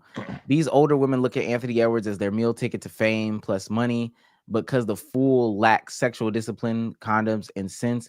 He's become those cougars' easiest target. I won't be in a child's life I don't want. You think that crap holds up in court when they discuss child support? That's the other thing too. Man, you just making the judge's job so much easier. That nigga said, "Oh wow, and guilty, 100 bands right there." Just don't not now. I do agree with that sentiment, and that's because just don't not be in a child's life. That's corny, bro. I ain't go. I don't know. He's saying that now because this is what the young niggas say, thinking that she gonna be like, "Wow, maybe I should go ahead and abort it." No, that's not. No, I promise you, that's not. The idle threats is. Yeah, that conversation with my bros, I literally told me I don't do no corny shit like that. I couldn't even rock with that. That's crazy. Why do niggas be texting like screenshots don't exist too? Like I don't. They got that. How did they get that? She really screenshotted that, nigga. You just told her cool. bye. You don't want to be. I deleted it on my end. Niggas is dumb. I ain't, man. Look, this one says. This one says, let me read this one. Niggas spent a month trying to save Travis Hunter, and all his girl is an alleged hoe. But Anthony Edwards is creating his own basketball team of 1-year-olds, and they saying nothing. How many kids does Ant have? I'm about to say he had, I think this is 3 or 4. That's also cap though. Everybody talks about Anthony Edwards shit. Hell, send the videos to me. I'm about to say every time he hit the timeline, they are talking about him. We talking about it right now. Yeah. I'm not saying us specifically are the responsible party to talk about Anthony Edwards tots, but in general, no. Every time Anthony Edwards has a scandal, people bring it up. He had a baby on, wasn't it on this woman? Didn't he have a baby on her? Ain't it? Yeah, this is like the third time he's had a baby on this one. But ain't it? I mean, I think there is a difference in how we talk about an Anthony Edwards and talk about a Travis Hunter. Now, how? Yes. Yes. I would be surprised to see if this Anthony Edwards story makes it on the Club Shay Shay tonight. Yeah, that's fair. Yeah, how one he has the, I guess, ESPN FS1 Club Shay Shay protection, because it's like, why would they talk about the NBA's uprising star in a way that could potentially be bad? That's true. And then two, even on just Twitter, situations on like niggas that just like, even during the reaction, we'll think it's funny, but then we'll sit down and have a serious conversation on Twitter. No, they just think it's funny. And then that's that. I just think the way we talk about the Travis situation, it was like, it's still hope. Like, it was like a big bro, big cousin moment. Like, all right, this is a teachable moment for you. We don't get our laughs off, but learn from this. I feel like how we talk about Anthony's multiple situations, it's too late. We know what type of nigga he is. It's like talking about Jalen Green. Like, she's 45. You're 23. There's nothing to say here. Like, there's no teachable moment. You're just going to do this. So we're going to talk about you like an idiot. And at this point, you said this is the third time he's had a baby on her? Or this is just his third baby? Yeah. This says third baby. His third baby in general, but not third. Yeah, this is third baby. But I remember, I guess, so it was the second baby who, I guess, he was with the girl before this one, and he had a baby with her. And then he ended up having a side baby. And then I remember when the side baby picture dropped, that was little Ant, just light skin. I was like, oh yeah, nigga, that's your baby, nigga. I don't know what to tell you. But yeah, this nigga, he be fucking. But this is what, hey man, y'all be wanting faces of the NBA. That shit comes with a price, bruh. Either niggas love guns or they love pussy. I don't know what to tell you. But there is no more LeBron James. I promise you. We're not getting another. I'm gonna say this, and I made this a super basketball conversation. There will no longer be NBA faces like LeBron. They're gonna be flawed like the rest of them back in the day. LeBron is the one and only true glue, clean cut fucking face of the league. Everybody else either gonna drink, gamble, fuck, or shoot at this point. I don't know. But there's no more good boy fucking. Even if Luka's the new face, guess what Luka like? Drinking, nigga. Like, it's something. It's gonna be something. Like, there's no more. He's just, oh, we gotta make up lies. Nigga saying LeBron's a cheater. Sure, gang. Like, 20-year career, he's been cheating in silence until the last year. Sure. But everybody has them. Nigga said SGA. I can't wait for what comes out about SGA. What? Crazy parlay. I can't wait for the fluff SJ come out. Oh man. Well, I think I can say for certain that it's unfortunate that, you know, not fucking unfortunate. This is like my worst fear. I don't know how niggas got like not the stamina to just be fucking whatever, you know, do whatever. I ain't had a hug since 7th grade, but I definitely don't like the baby mama 1, 2, 3, all that shit. That shit just seems terrifying to me. Yeah, you make your own life complicated. Terrifying to me. I just and you know, I told mine this. I don't care what happened. Listen, especially as soon as we start having babies, this is it. This is it. And if I want another one, we need to come back to the table and sit down and figure something out, just to at least have a baby. Because all this splitting up and separating and all that's too much. It's too much for me. I seen how Steph had it. I was like, damn, all his kids look the same. I want that for myself. Just gonna stay in one, gang. It's that simple. I remember when niggas was like surprised all Steph kids look the same. I'm like, man, the damage to the black community is crazy. That y'all think it's odd for siblings to just resemble each other. Isn't that how it's supposed to be? Bunch of half-bred families. This is crazy. A nigga said maybe we got lucky with LeBron, Steph, and KD. Shit, maybe. KD. KD's flaw was he don't get bitches. That's his flaw. Yeah, I'm about to say that KD is literally like if I was 7 foot with an elite handle.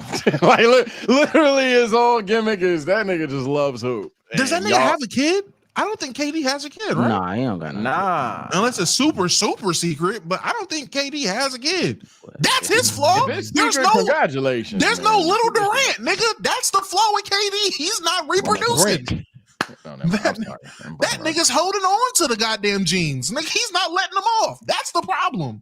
There should be a 6'11", 8-year-old right now, nigga, hooping. Stop hating. Stop hating, bro. Stop hating, bro. You put this deadline. That nigga could be 42. Finally have a tot. This nigga is all right. And then he gonna end up like Manute Bol. Well, no, he could because I mean it's players that wait till they leave the league and then start families and do all this other stuff, which isn't the worst idea. That nigga said the skills fade away per year. Yo, shut up, bro. This nigga said the skill fades away per year. No, I'm not even saying that. Otherwise, I went too far with that one. The Manute Bol line was too far. Man, what's wrong with you, man? I had to check myself on that one. I'm out of pocket for that one. But that is the reality. If you wait long to have kids, you're not gonna see them be great. But yeah, I don't. That's his flaw. You could literally everyone nigga said Giannis. He's not a face. That's what we talking about. Nigga's not the face of the league. I'll give you that. We can keep going now. Clip over. Bye. But yeah, I give you that. The chat niggas definitely started lowering the bar. I seen niggas say Trae Young. I was like, all right, well. Y'all don't see the timeline every time Giannis posts his wife? Niggas. Yeah, no. Damo's take was as the face of the league, not a good basketball player. Let's go into this because this is gonna lead into my hot take of the week, but not a real hot take of the week. So Complex released their fuck. My hot take is ruined. What I am finished. Well, no, maybe it depends. It's about this.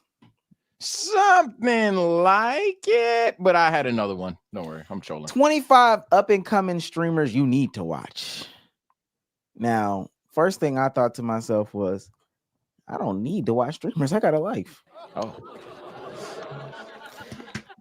And this is specifically to the people. I mean, these are for real streamers, like streaming multiple hours and shit. Light Skin Monte. Really? Let's just go to somebody who we think is like. I just want somebody that we know. Really? Sweater God and Nora Explorer and Clara at work. Zoe Spencer. This is who I didn't even know she streamed. Zoe Spencer began her career on TikTok with a range of dance clips and comedic skits. With a TikTok fan base of an impressive 2.4 million followers, Zoe transitioned much of her streaming to Twitch, where she now boasts a loyal audience of 174,000 people deep.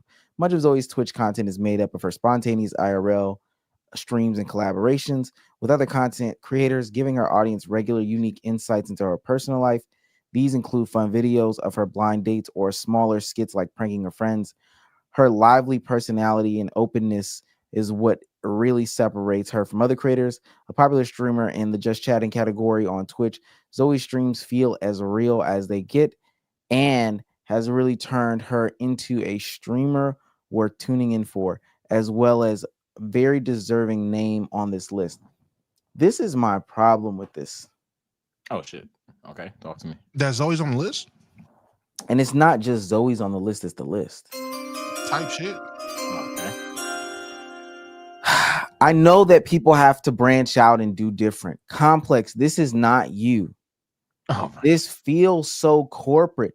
This felt so produced, and this felt like a publicist wrote it. Shouts out to Brandy.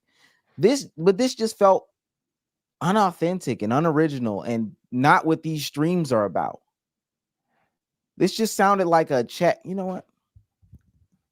You gonna type and see what percentage of his Who AI? is Zoe Spencer and Chat GPT? Yeah. What percentage of this is AI? Oh man, chat. We got the potential to do the funniest clip. I forgot about that, Damo. I totally forgot about that. We have the chance to get the most banger of a clip ever right now. Oh man. No, please tell me they didn't just have a nigga So go this to chat. is the AI detector. Oh my god. Oh my god, please. And I don't think it's going to detect all of it, but let's see if we detect AI. Okay. Oh, paragraph is crazy.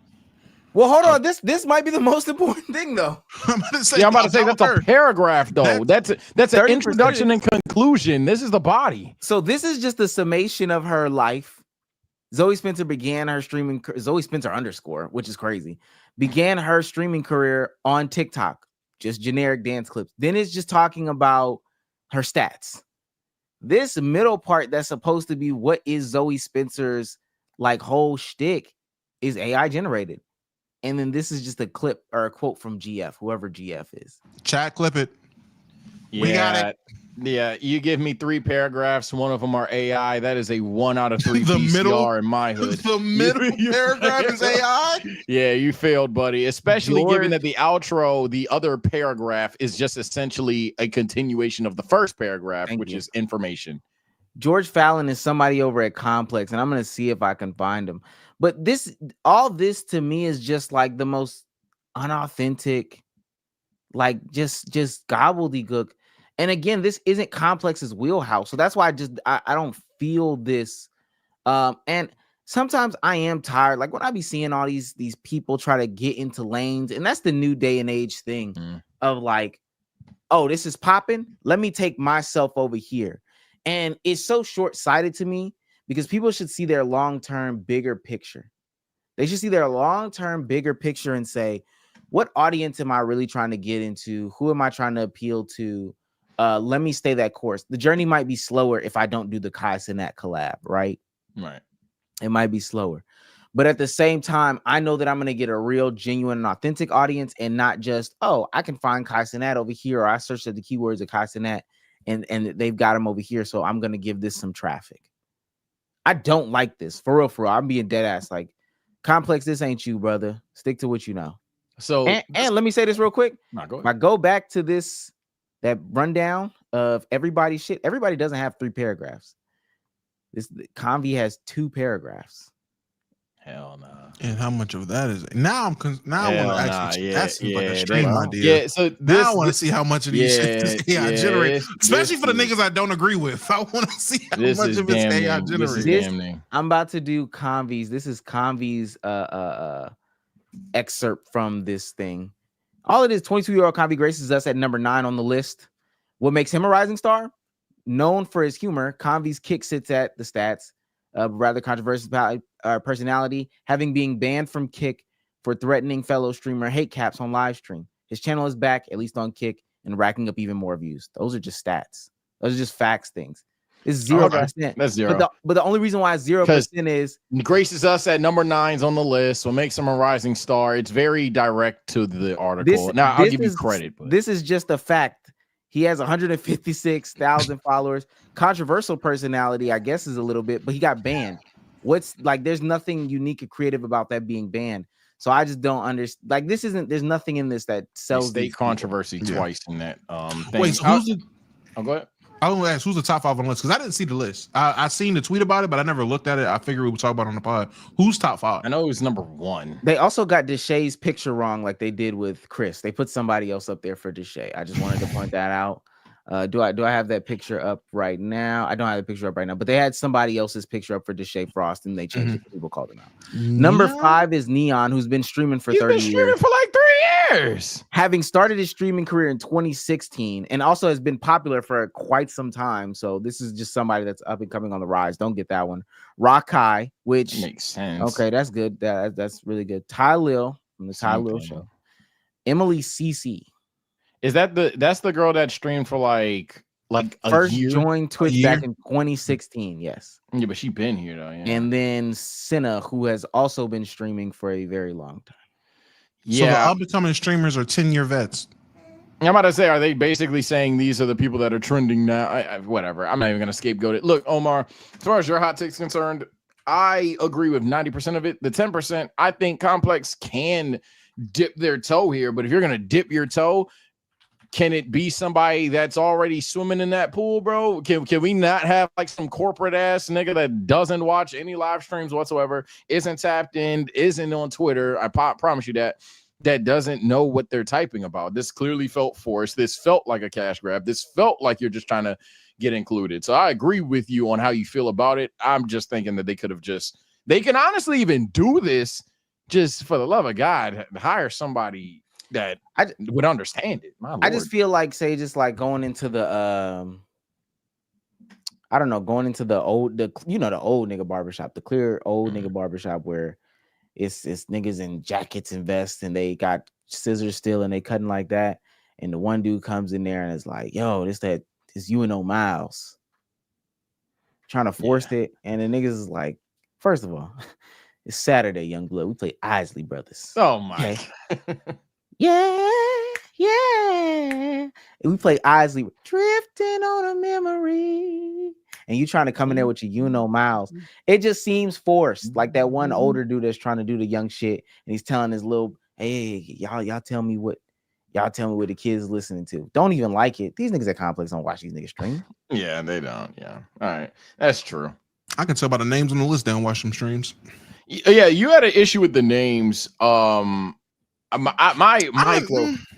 micro hot take, I'll find my other one. But my micro hot take of this list was essentially like, damn, and this is the most respectful one because these people, I feel like everybody's put in a position for a reason. But damn, if networking hasn't shown to be like numero UNO, boy, oh boy, look at this list. So I think ultimately it's for any aspiring creator out there, nigga, you gotta not be too prideful to do shit dolo. I've committed that sin of wanting to do shit dolo a lot, and I've seen who I could get on my streams and who I can't, and continue to work to change that or whatever. But at the end of the day, you got to network, yo. It's ridiculous. I don't even need to go there. Well, it's like the 2K community ain't the only community that needs to be abandoned. Yeah, y'all got to give up that nigga shit. Mean? Hey man, WL niggas, it's time to leave. I'm not gonna lie. No, but seriously, yeah, it is time for WL it's niggas time to to leave, talk to the other community or whatever. Absolutely. It's crazy how everybody that leave the 2K community be fucking massive stars. Maybe if you niggas left the nigga shit alone, y'all could be massive stars too, bro. It's time to leave. They're throwing 10-year vets up here on the up and coming streamer list, bro. Because they like, come on, bro. What are we doing? Did y'all see? Damn, was it Keith Sweat? No, it was Babyface. Did y'all see that Grammy thing when Babyface? What's it called? When Babyface was like on the red carpet and they walked up on him and was interviewing him. And then Chappell Roan came in the background and they cut him off. Really, the sentiment that I'm trying to purvey here is like, have you ever seen those interviews where somebody asks a question? Oh, well, even stuff, again, I see people do this all the time. They don't call him Kai Cenat, they call him Kai Cenat. Oh, or Kai Cenat. Kai Cenat. Yeah.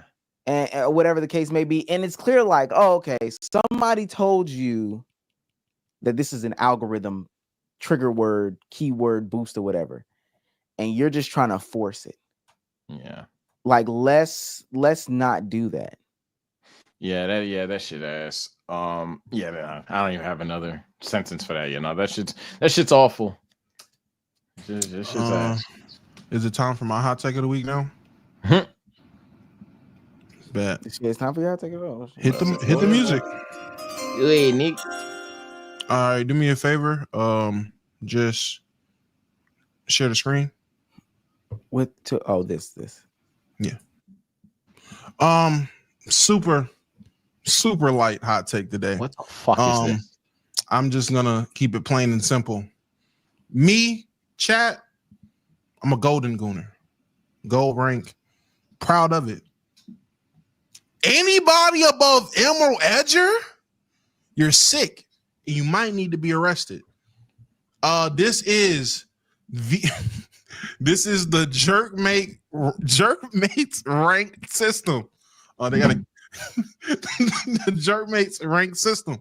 As you can see, you have unranked, bronze beater, silver stroker, golden Gooner, emerald edger, platinum puller, and of course the grandmaster baiter.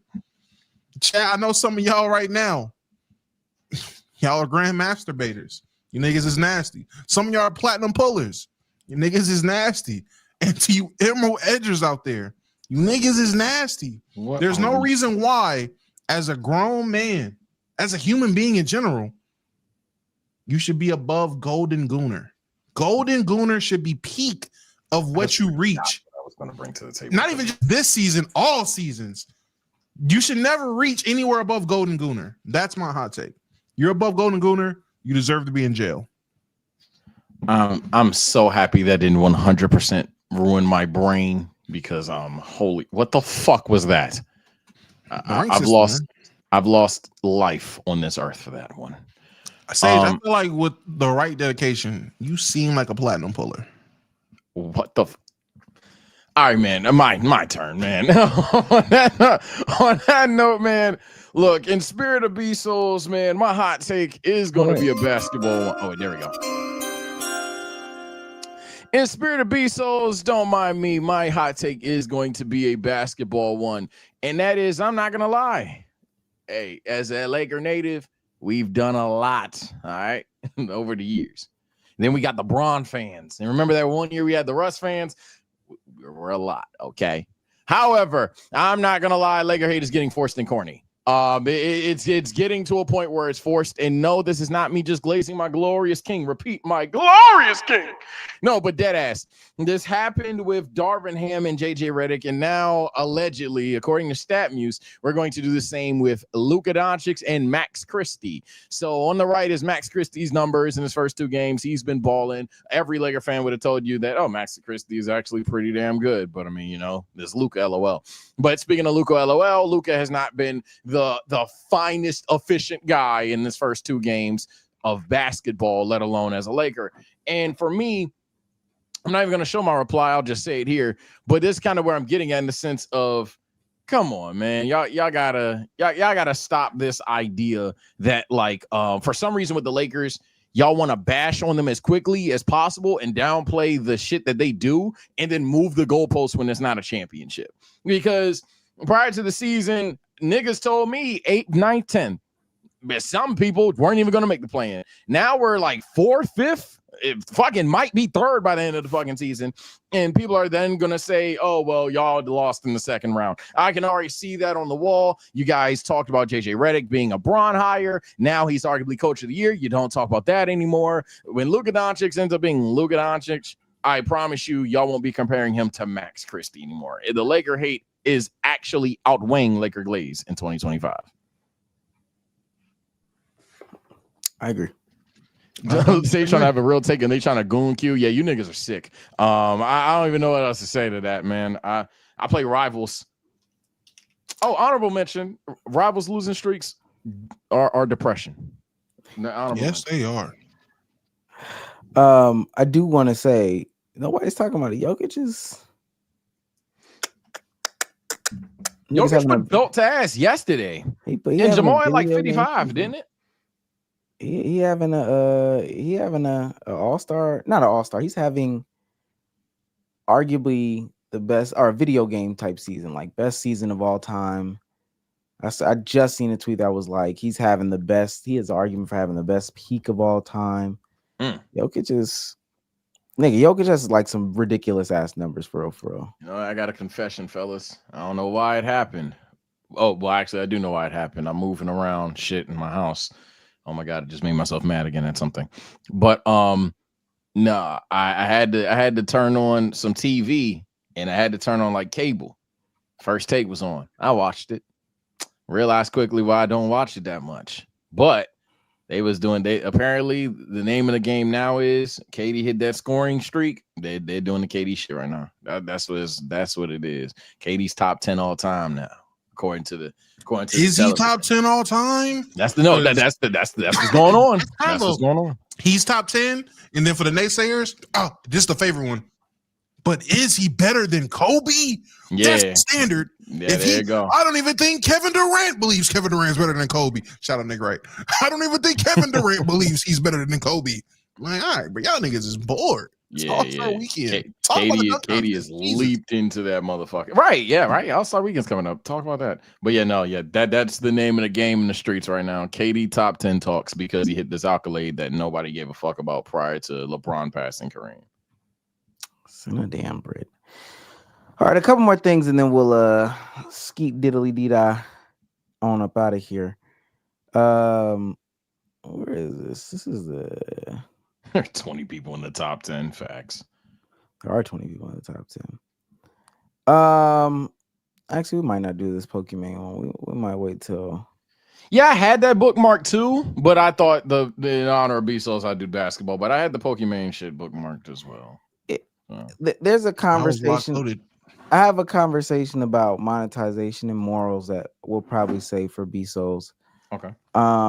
This one is probably a little bit of an us thing. We got some super chats to read. Actually, I'll read the super chats first because these people have been waiting. So much super chats. Shouts out to dang, wrong button. Ladies and gentlemen, okay. We got him.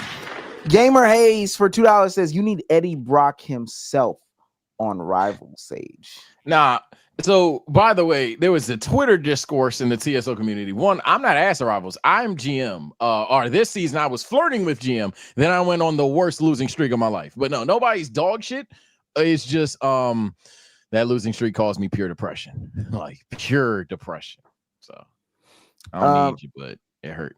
And last one in this segment from Chef for $9.99 says y'all peep Castle change into Tatum threes mid-game against Boston.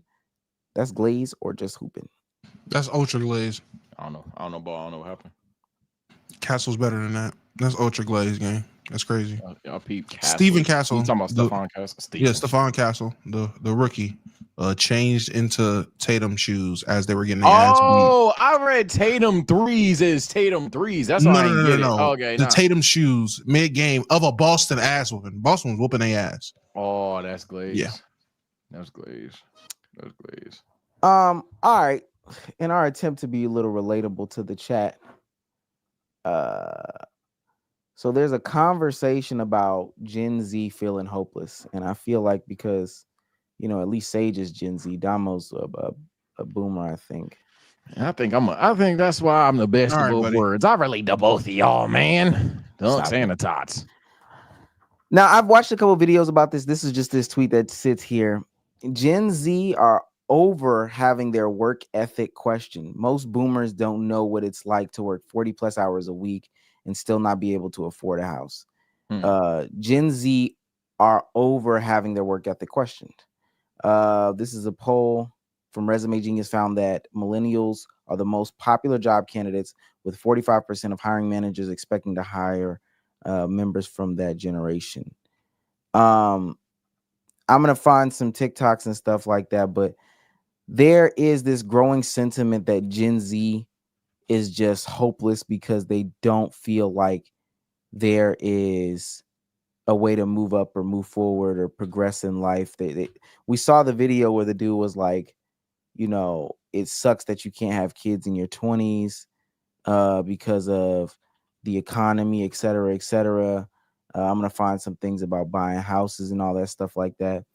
But let me ask Sage, especially as the youngest person right now, do you feel like that is the case? Like some of this, there's some truth in some of these things? So it's hard to sound unbiased unless you completely disagree. But in terms of, is it the case? I mean, low key, yeah, it's definitely a situation of what will typically happen in the households is the older generation will be like, y'all just don't want to work. You don't want to work. But then they on the same lens in the same conversation acknowledge that gas is going up, acknowledge that gum costs $2, acknowledge that 99 cent Arizonas don't even have a fucking label on them for $1.99 anymore. Everything is getting pricier, everything's getting more expensive, but yet we're simultaneously saying nobody's working hard. It's kind of a backwards deal. I can accept the older generation having a somewhat raised eyebrow at what qualifies as a job in this generation. I think that's where their frustration comes from, because jobs back then weren't, this. So for sure. But I think at the end of the day, the idea that even if the job is simpler, more remote, whatever the case may be, that Gen Z doesn't work hard. Yeah, I feel like the older generation does a little too much. It's a little disingenuous for sure. Well, I think that's we should probably start it off there. Gen Z's relationship to work, because I think that's a big conversation. I'm not gonna lie, and it's because I got me a little job now. Tight shit. I mean, they're in there. Younger people are in there. But for me and my standpoint, I think that Gen Z doesn't want to work because I've seen the whole I don't want to do this. I want to content create. I want to be an entrepreneur. All this other stuff is because a lot of the other stuff seems like there is no life.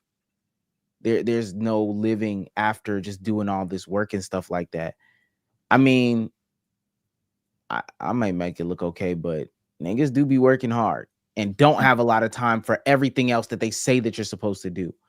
And I think with social media, there's so much that they say you're supposed to do that it's hard to try to figure out where to fit any of this shit in. And I don't know if I'm tripping. Dama, I know. I see. Yeah, I'll let Dama go before I say anything. No. You hit the nail on the head with what I was going to present to the argument with what I feel the issue is with the generation. You have a whole generation of people that came up on the internet and came up watching others just do, and they have done nothing their whole lives but heard people tell them how shit's supposed to go, what they're supposed to do, how they're supposed to act, how they're supposed to do this, that, and the third. They're watching all these people live their lives and do this, that, and the third. But as they said, you still live in the same small town your family grew up in. Everybody's morals are the same, which is, hey, my nigga, if you're not going to go to school, you got to get a job. You got to get a job. You got to be able to afford to do the shit that you want. But now we're at a point to where that isn't realistic. You were in a family where at 18, you either get kicked out or you put it on the bills. Well, now the bills are as expensive as they ever been. And I can't get out because I can't afford to get out.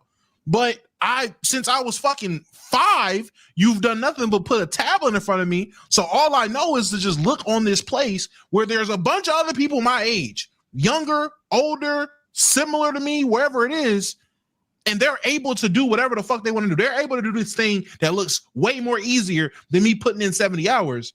And that's an issue. Like these people are exposed to so much shit for so long. At least for me, Omar, I don't know what it was like in your house, but at least for me and motherfuckers in our generation, yeah, we had social media, but we also had to go outside. Like my mom was still on the, all right, take your ass outside, go outside, be back in when the street lights come on. Like go out. We still had to go outside. These little niggas they didn't have to go outside. They just sat in the house looking at what other people are doing all day. And then we're in the older generations is confused to why these niggas don't want to slave away. They see story after story of niggas just slave 40 years of their life away, and they're not happy when they retire. They can't do nothing. Yeah, you know, and I don't mean to cut you off. That to me, that's the thing that shaped how I prioritize things in my life, and that's what I did want to ask y'all too. Like, how did y'all get y'all's lives priority shaped? Mine was more so about the horror stories of these people. You know, they turned 40 and they didn't build relationships with their nieces or nephews because they prioritized work, or they prioritized women, or they prioritized keeping a man in the house. They never prioritized their health. They didn't go to the gym regularly. They didn't do exercise regularly. They didn't do those things regularly. Or some of them, they didn't prioritize career development. So now they're in this place or space. They never prioritized their community. They never prioritized even their own home and stuff like that. To me, what helped shape my life was more so of the horror stories from people's lives and the things that they didn't do right, and they can acknowledge when they're 40 or 50 and say, yeah, this is where I fucked up at. Yeah, I'm not gonna get too personal on the internet because it's the internet, but no, you like literally retweet, liked, and followed on that post, brother, because I've had family members that straight up passed, and final words to me, livelihood to me was essentially like there were some people that they worked in the factory their entire motherfucking life, but they always made time for like the people they loved and shit. And my thing was, what I took from that is no matter what, I'm going to make sure I'm with like who I need to be with and shit like that. But then simultaneously, there's other people who have also passed. A lot of my family getting old. There's other people who also passed, but they didn't really do that. So for a lot of people, for a lot of people in the family, they was just like cool with him and shit. It's just like, damn, bro. Like, he was there too. Like, he ain't miss no holidays. He ain't miss no Christmas, none of that shit. The nigga was just at work all the time. Like, that's all it was. So when he came home, he was tired of shit. So I think, and then there's other motherfuckers dealing with the other struggles and shit. But I think for me, yeah, it became a like a wake up call for me, especially 2 years ago, where I was like, yo, I want to make sure that no matter what I do, I want to have time to spend it with like friends and family and shit like that. Because it's always gonna seem like a good thing to be a hardworking ass nigga, especially for the young black men in the chat. Hell, even young men in the chat. But like at some point in time, you gotta be there for your people, man. And I think that's the fucked up part about it, because the people that from their generation that are still alive, they'll see this. We call this work. This is just a more efficient on the physical or the mental or whatever. This is just, unfortunately, or fortunately, I should say, for me at least, just how the dollars get paid in 2020s. This is what happens. Niggas is putting mics up. Niggas is putting cameras on, but it's not necessarily YouTube all the time. My mom's job is remote now. She works online now. Like, her shit is literally just meetings and shit there versus going to the big building and sitting down and having that fat ass table and all that other shit. The times are changing. So I think the older generation sees that, they get envious of it. But then simultaneously, if you're a younger nigga, you're seeing the older generation do all the extra shit. You're like, damn, I don't want that. Like, I want to be able to do efficient thing. Now, some people, to stop my yap, some people, in fairness to the older generation, they don't want to do it, but either A, don't get a job, or they don't want to do it, but they want to like live a lifestyle that they ain't supposed to be living. I'll give you that. But yeah, no, and overall, man, it's just unfortunate. It's going to be seen that way for a while, because that's kind of what these jobs in today's age are. They are easier physical tasks. When I was at no, it's a long yap. Sorry. No, it's real. When I was in Alabama that one time, working them long ass days, legitimate like 14-hour days, I was just thinking to myself, the reason why I stay with a job is because I get so inspired when I'm working like somebody else's job for some other shit. Dog, I would see those people Monday through Friday and occasionally on Saturdays work 14-hour days. And I thought to myself, and this may be a little bit on the extremer side, but I thought to myself, yo, how do these people have how do they go to their kids' basketball game? Yeah, shit like that. How do they stay active and go to the gym and play basketball, something that they like to do? When do you find time to get a haircut? When do you find time to just go to the mall and do some window shopping or buy some clothes or whatever? When do these people have the time to do this? Because God forbid they hit you with a week of like, oh, on Saturday we got mandatory overtime. Y'all got to come in for 6 hours. And this wasn't easy work. I mean, I was in a factory, dead ass. So and I'm not a Gen Z, but technically speaking, I may be. But when I see people millennial gang. No, it depends on which thing that you look at, for real. I thought the cutoff was 98, because I felt like when I looked it up, I was the last cutoff year for Gen Z niggas, and I was the last year for millennials. You were a year before me. Depending on what you look at, they be saying Gen Z is different years and shit. Okay, they be saying it's 96 or 90 whatever, but I know. Even as just whether I'm Gen Z or young millennial or whatever, I look at stuff like that and I say to myself, man, that's not what I want. Now, I'm going to move differently than other people would, but I could see why people feel so depressed and destitute about like their options and their horizon. Same things with the house. Even when me and my fiance when we got into this house, I could see why somebody would, man, hearing the stories about how my mom and my dad got their first houses, I could see why people hold off. It's the reason why I ain't look for one for myself. I've heard too many breakup stories about that shit. Dog, the shit, it costs too much, and it's the benefit isn't there. And in all honesty, all reality, if I was single, because me and my mom and my fiance talk about this sometime, Dog, if I was single, I'm trying to figure out a reason why I would not be at my mom's house right now at 28 years old. No funny shit.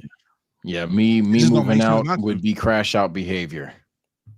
It would be crash out behavior, but nah, it's no benefit right now. Like we've had that conversation of like, yo, I ain't gonna lie, pride kicking in moms. I want out. Like, I'm sorry, but then we'll look at the houses, we'll just be like, this is fucking stupid. This is fucking stupid. It just doesn't make any sense right now. But unfortunately, with me, and I'll be very transparent, it's especially with people my age, it's a pride thing, it's a relationship thing, it's a not wanting to live below a social standard thing or whatever. So now you find yourself in this loop where you're working, the older generation doesn't think you're working, but you can't afford shit regardless. I guess that's the fuck part too. Both sides, you can't afford anything, but regardless of it, and you're putting yourself in worse situations no matter what you do. If you're buying a house, it's still a worse situation. You buy a car, now you're in a worse situation. You go to school, now you're in a worse situation. It's just like a lose-lose right now for a lot of people. It's pretty fucked. The only reason I'm not at my mom's house is I got kids. I ain't gonna lie. That's the only reason why I was like, nah, I can't be coming home, 2 daughters, and my mom banging on the window on the wall saying being too loud. I can't do that. So now I gotta fucking make it work. But yeah, no, if I was single and childless, nigga, I would be back at my mama crib trying to stack. Why move out? Fuck it. Yeah. And they keep and the goalposts keep moving. And the same thing with dating too. I know all these things. I see why to give bail for the Gen Z people who feel this way. I see it. Like, I understand why. I'm thinking about my work schedule right now, my hour commute to work, and y'all been down here. Y'all know how long the commutes are. Mm-hmm. To get off, be home at 6, and 6 is generous, but let's just say 6:30, and then shower, go out or whatever, try to do something on the side. I only have room enough to do one thing. It's not like I can go out on a date and study, or study and do my business, or do the gym and do my bit. Think about it. If I had a regular gym routine, and people fit it all in, they just don't get no sleep. That's the shit that they don't take. Go to gym in the morning, work during the day, come home, work on your side business, study for some further education, and then you got a girlfriend on the phone. That's 5 things. Dog, I ain't mentioned my family. Fuck. I ain't mentioned no extra things that come up, because guys, I've not done the taxes yet. Just for anybody that's wondering. Okay. the 1099s that I sent out is as far as I've fucking gotten. I haven't done anything else. And they keep calling me every day. Hey, Omar, you want to finish up? Me, please. I gotta call niggas tomorrow. Please get off my phone. Right. But I'm just thinking about like just the lack of time and the lack of all this, all to make these incremental steps. And it used to be like this back in the day, I guess. But I know at the end of the tunnel, it's not that same reward as it used to be. That shit make it hard to do.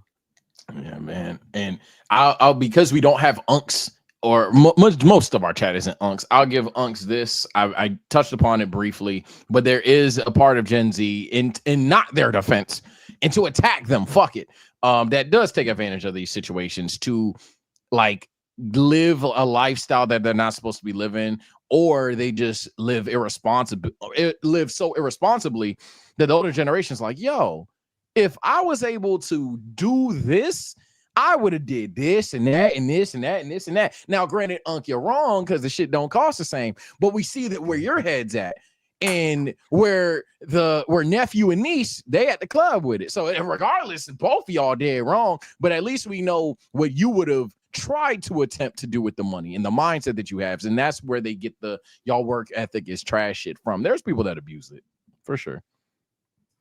They only had that work ethic because minimum wage was fucking $2.15. They were forced to do it. You had to work 79 hours to make a little. I understand it was cheaper, but if rent was $300 and you make $2 an hour, yeah, nigga, you gotta work 79 hours a goddamn week to be able to afford rent. That just makes sense. And getting out of things and starting over was just so much easier back then.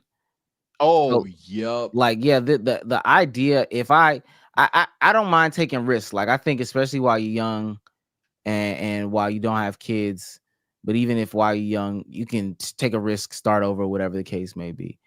It is so hard to do that right now when shit is through the roof, and then also these things are following you for much longer, or one bad slip. You can save up $2,000, invest that $2,000 wrong. Dog, I remember, I ain't gonna lie, I bought a because I used to buy cash cars. Working at Target, probably Target at the time, saved up my little money. And I had like $2,500. Bought me a car.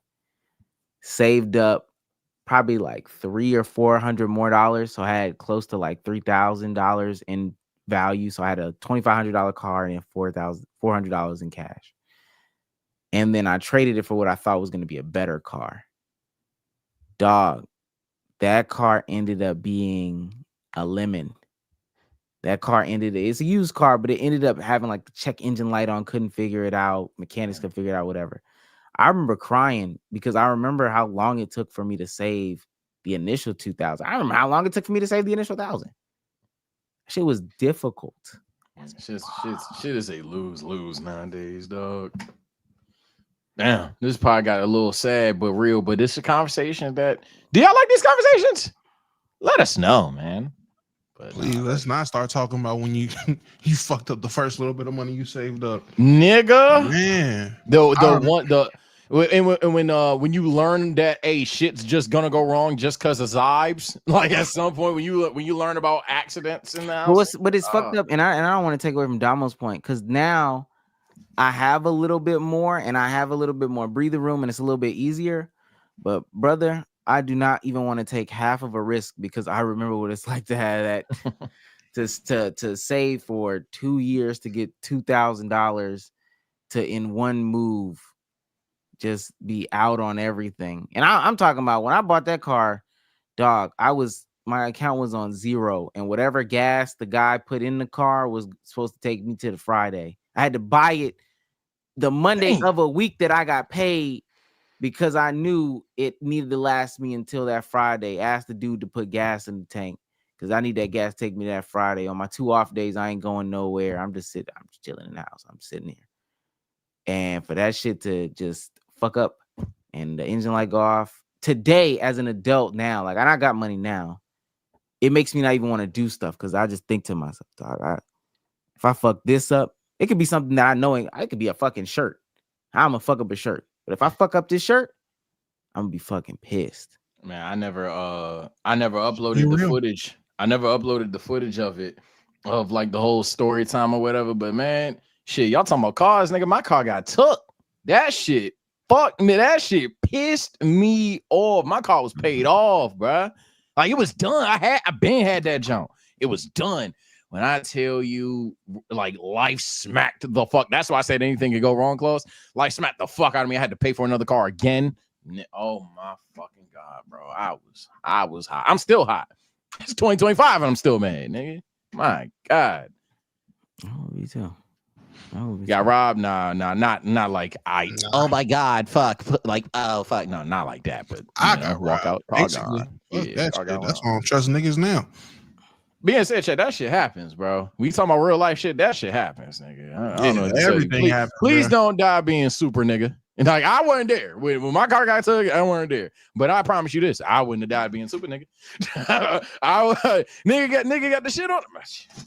I hate to give the niggas the generic advice, but like, all you can do is keep working. Yeah. And then hopefully there's certain areas and aspects where you just got to make smart decisions. So like, even if you get a car with a car note, I ain't gonna fault you. Right. Don't date or get with no woman that's really gonna mess you up. That's probably the biggest advice. If you are ever gonna date, partner up with somebody that's gonna uplift you and elevate you. Don't do no stupid ass apartment shit. And I know them people was messed up. I remember working back at Lens Crafters. This girl needed I'm talking about needed to work 45 hours a week in order to afford her apartment. Nigga, do you know how crazy that? And we done been there. I done been there counting the hours. Okay, can I go to another store and get a couple hours? Can I go to another store? Nigga, she needed 45 hours. It was 1 week where she got 42 and she was crying to me. She was crashing out. Yeah. Yes, it was crashing out. Yeah, chat. Let me know if y'all had that before. When somebody calls you and their whole like crash out of how was your day, honey? Stress is just them being mad. They are not working. Oh my man, that shit's poo poo. Yeah, chat. And if you are gonna take risks, take reasonable risks. You know, like for a car or shit like that. Don't take dumbass risks. That's the biggest difference. A reasonable risk and a dumbass risk. Yeah. Don't front the block $1,000. Do not listen, man. Don't live everybody's not man, Big Meech, bro. Listen, that shit is for the birds. Don't front the block $1,000 thinking they gonna flip your money. Them niggas are still in jail to this day, and I still ain't got my money back. You want to talk about pain? Them niggas was selling all through high school. I finally decided, all right, man, let's really make some money. Police immediately. Not even. Them niggas was waiting for your band to hit that shit. They were like, oh yeah, immediately. I'm like, bro. That was the final 50K that they had. They were like, oh yeah, we've been waiting for that magic number. That Rico charged up. Good shit. They probably got your name in the case. They're like, hey, appreciate Twin over here. We gonna look out for him for the next 5 years. Nah. Yeah. So chat, we all been through something. Nah, I'm telling you, we all been through. My God.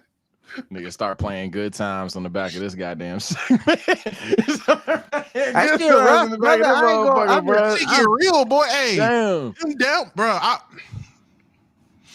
Omar talking about counting hours. I remember this is when I was in Greensboro. I was by myself. I was driving from McDonald's. I was trying to get a McChicken and a small fry, and my card declined. I just called my dad, and I was like, gang, what do I do? Like, I swear, I had one of those like real venting moments. Like I just had to, that was one of the only times I had to call somebody to cry to. And the only person I felt comfortable doing that with was my dad. Called him, and I just started, he was like, yo, what's wrong? I'm like, this shit is hard, nigga. Like, this is I couldn't buy McChicken, hard. And he was just like, I told you that shit. And I was like, I know. I'm not calling to complain. I'm not calling to ask for shit because I asked for this. Like I asked for this shit. Like I genuinely said, I wanna be a man. I want to show I could do it on my own. And I was out there trying to do it on my own. And that motherfucker is not. Whew, that shit was tough. I'm sitting there crying in the fucking 98 Honda Civic with a door handle missing, no radio. So I got a JBL speaker in the center console just playing music, crying in the McDonald's parking lot with 50 cents in my account. Crying for real though. Like niggas think this is a game. Like dead crying. I'm in the room crying about the car, going to my mom's room, tell her all about it. I don't know what I was expecting at the end of it. I mean, I put $500 into a radiator and all I had was $400. So I had to do this, that, and the third to get the $100. And now I need $300 more. And I get paid Friday, but I don't know what to do. Her. Get it fixed. Oh, no, that's not what I didn't want to hear that. Yeah, no, I ain't gonna lie, that'd be my trigger word. They'd be like, well, what you gonna do now? Nigga, I don't know. Especially back then. Like, I promise you, I came to you to get an answer and not to really get an answer, but I didn't want that as an answer. Like, I was hoping that you knew some solution. I hope that you knew a guy that knew a guy or something. Your ass, hey, it looks like you calling the mechanic. Yeah, I thought you was gonna come out the back. Well, I just so happen to have brake pads for a 05 Honda. So God, fuck, bro. You're in luck. I never forget when I told him I ain't gonna keep these memories going, but I never forget when I damn near told him my shit. I was like, oh fuck, bro. Y'all know nothing. You been into an accident? No. Like it wasn't other car accident. My dumb ass nigga hit the shit out of curb. And you almost totaled your car. It was already a little old. call her our little, she was on her last legs and the tires was just. I ain't know how to take care of a car back then. Absolutely not. That was the wake up call that I needed. I was the young, dumb, and stupid in that moment, nigga. Fuck that. I totaled the car. It wasn't an accident. I blew the fucking. I guess I blew a head gasket. I don't know. I never went to check what was wrong with the car. I just knew the bitch was done. My my fucking Civic, my Honda. Again, first car. Didn't know how to take care of a car. That bitch lasted me a year though. But I remember I was trying to help this girl out. I drove like 45 minutes out from home. Drove 45 minutes back. Dropped her off at her house, and my house is 10 minutes away. The temperature of my car the whole time, bro. My temperature in my car at no point ever got past halfway. I don't know what made me look. I'm driving home, and I'm like, "Damn, this bitch sound a little different, don't it?" I ain't got no head. You're crazy. This shit sound a little different, don't it? I look. That motherfucker is this. I said, "Oh nah, what the fuck?" You ain't do that before. I get off the exit right by my house, nigga. I swear to God, I dropped a video in the group chat. I probably still have the video of me crashing out because I didn't know what the fuck was going on. I thought my car was gonna blow up. Like literally, smoke is just coming out the engine. I'm like, what the fuck? I pull over.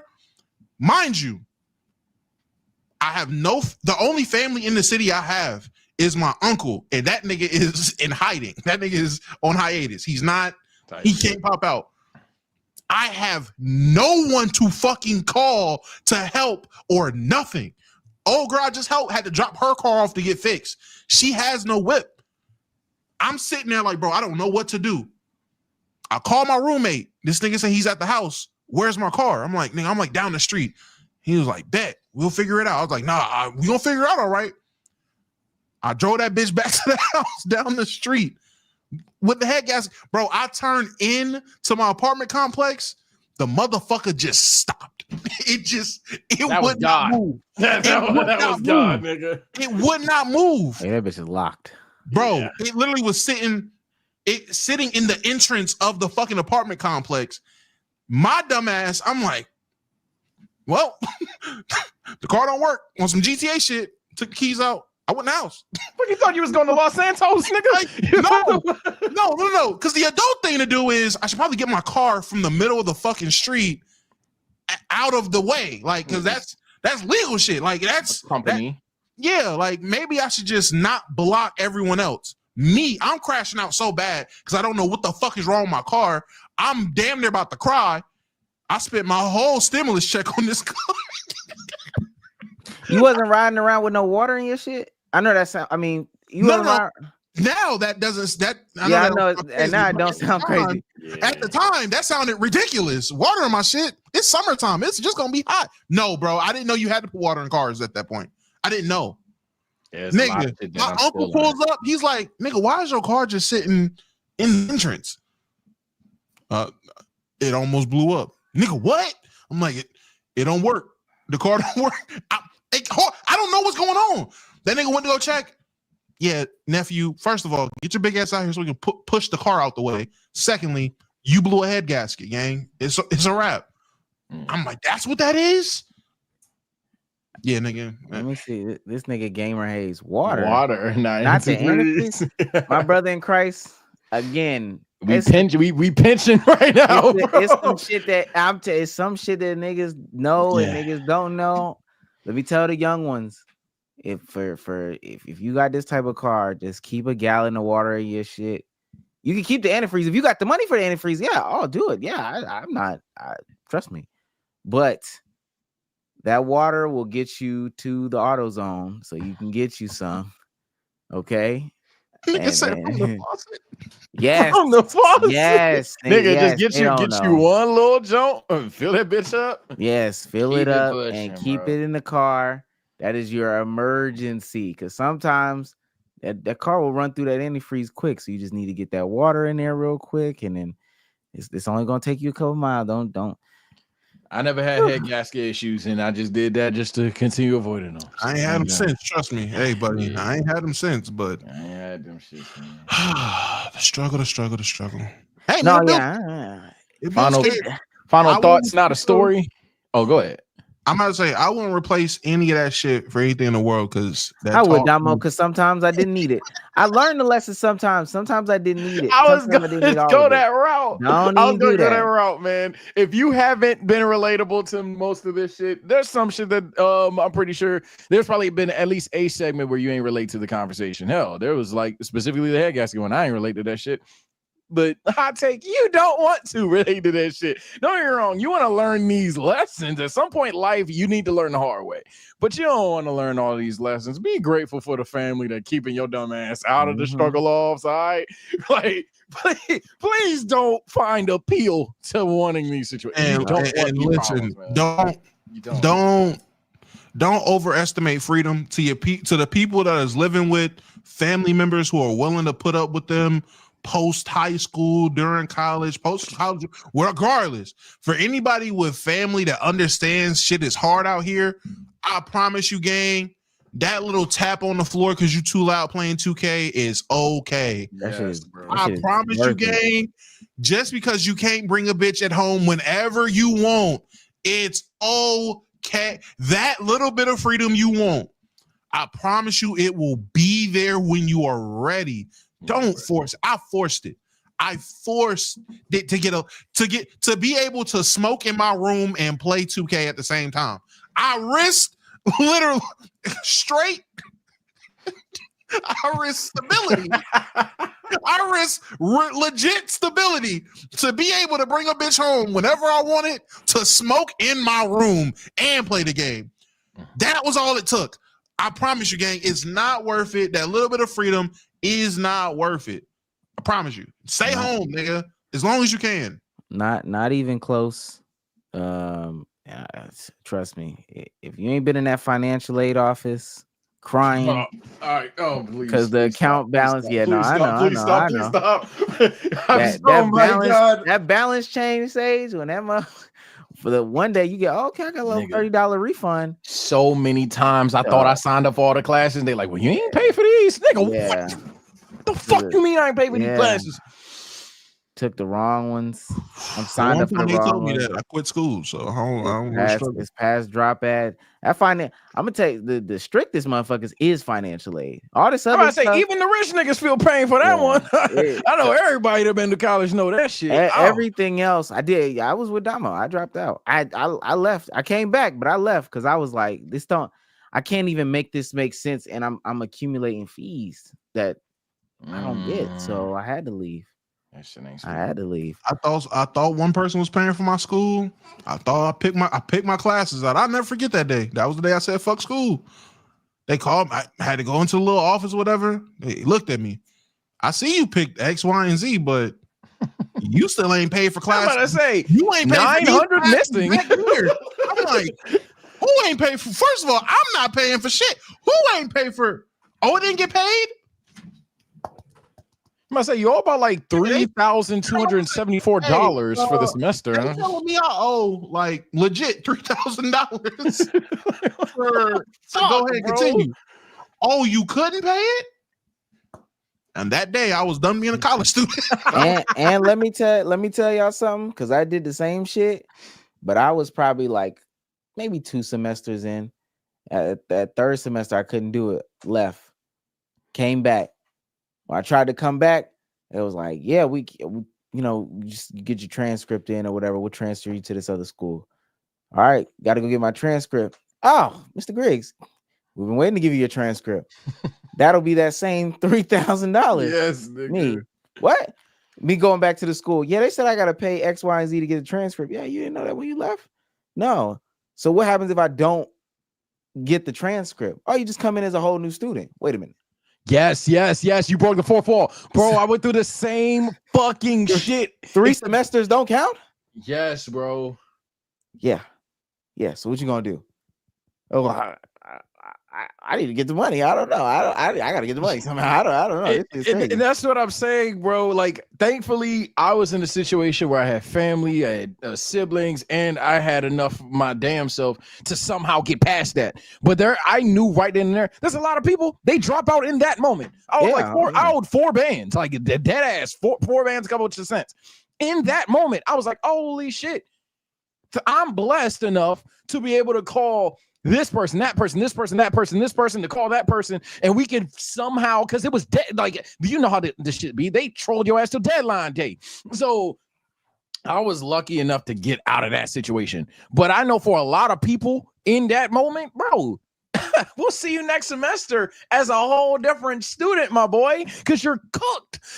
You're cooked. So that's why I'm telling y'all, nigga, if y'all don't relate, bro, don't relate, bro. But that was like one of the many unnecessary life lessons. But damn, bro, that shit was. Nigga, I left my mini fridge. I said, y'all can have it. Fuck it. Yeah, like none of this hey, shit. Damo, that first time, because this was my second time. The first time I left all that shit. I left the TV, I left all that. And then that was when I faked living on campus. When I came back home for good, I was like, oh yeah, I broke that stuff. I broke all that. So that I don't even got that no more. My mom, where's this? I broke that. I ain't. Mini fridge, microwave. I took my TV.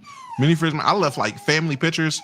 Like we sure did sell shit. Side to get it done, we sold a lot.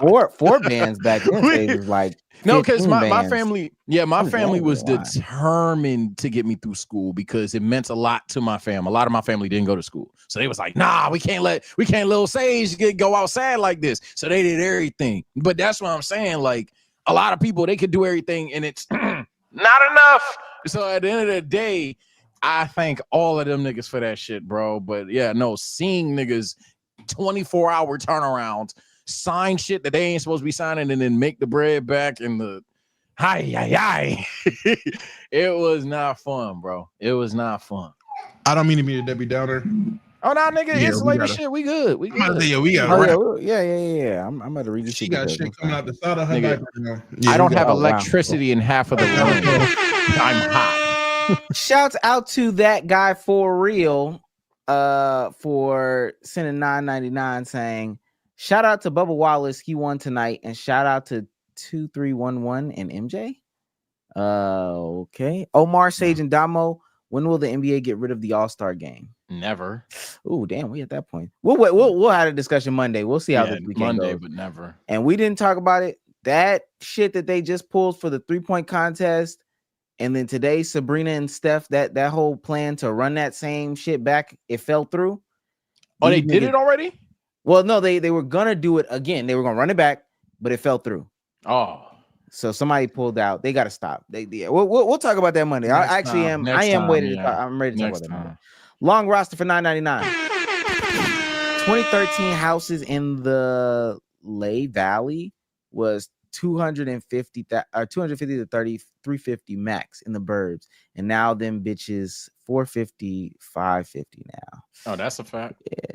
Maybe I don't know about Lehigh Valley, but suburban areas, that's true.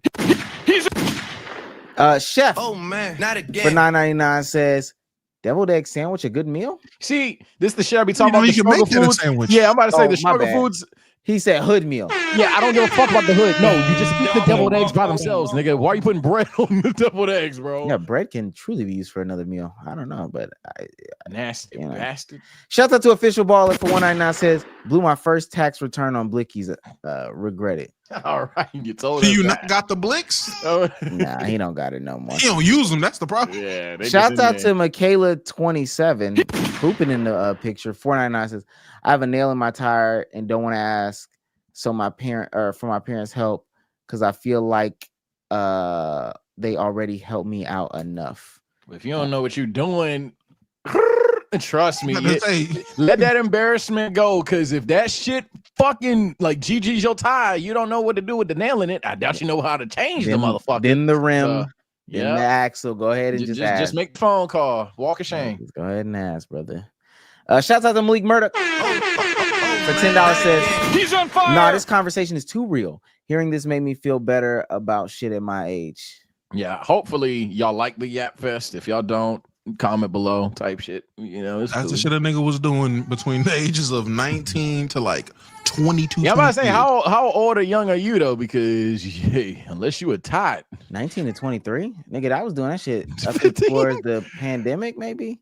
I was the pandemic shit really started turning. Yeah, what you making this face for? Nigga, 19 to 23. That was the that the pandemic? Oh, my fault. I don't know. I was what? No, I wasn't 20. I was 23, 22. Damn. Sorry, no, I'm sorry. I had to. It was a layup. Here, this nigga Sage go. Shouts out to I'll do the math. Spider Mix for $4.99, just off the strength, and then he sends $10. He's on fire. Says $9.99. Says appreciate all the financial advice. Had a lot I was thinking about. And what y'all said put a lot into perspective for me, especially all the college stuff. Trying to go back now to become a PLM at Nike. Hit me up. Hey, shit. I need some Jordans, man. But true. Shouts out to you, man. Shouts out. Good luck, my boy. And last one, cool, bro, for $1.99. Amazon career choice while in community is the move. I don't. Inside joke about something. I don't know. I don't even know. Thank God I ain't never worked at Amazon. No, I know 3 niggas that did. Hell no. I know these companies be having crazy school. Okay, I'ma change you. And it's cool, man. We speed blitz. You good, bro? Ladies and gentlemen, this has been another episode of the Let's Keep It a Buck podcast. Okay.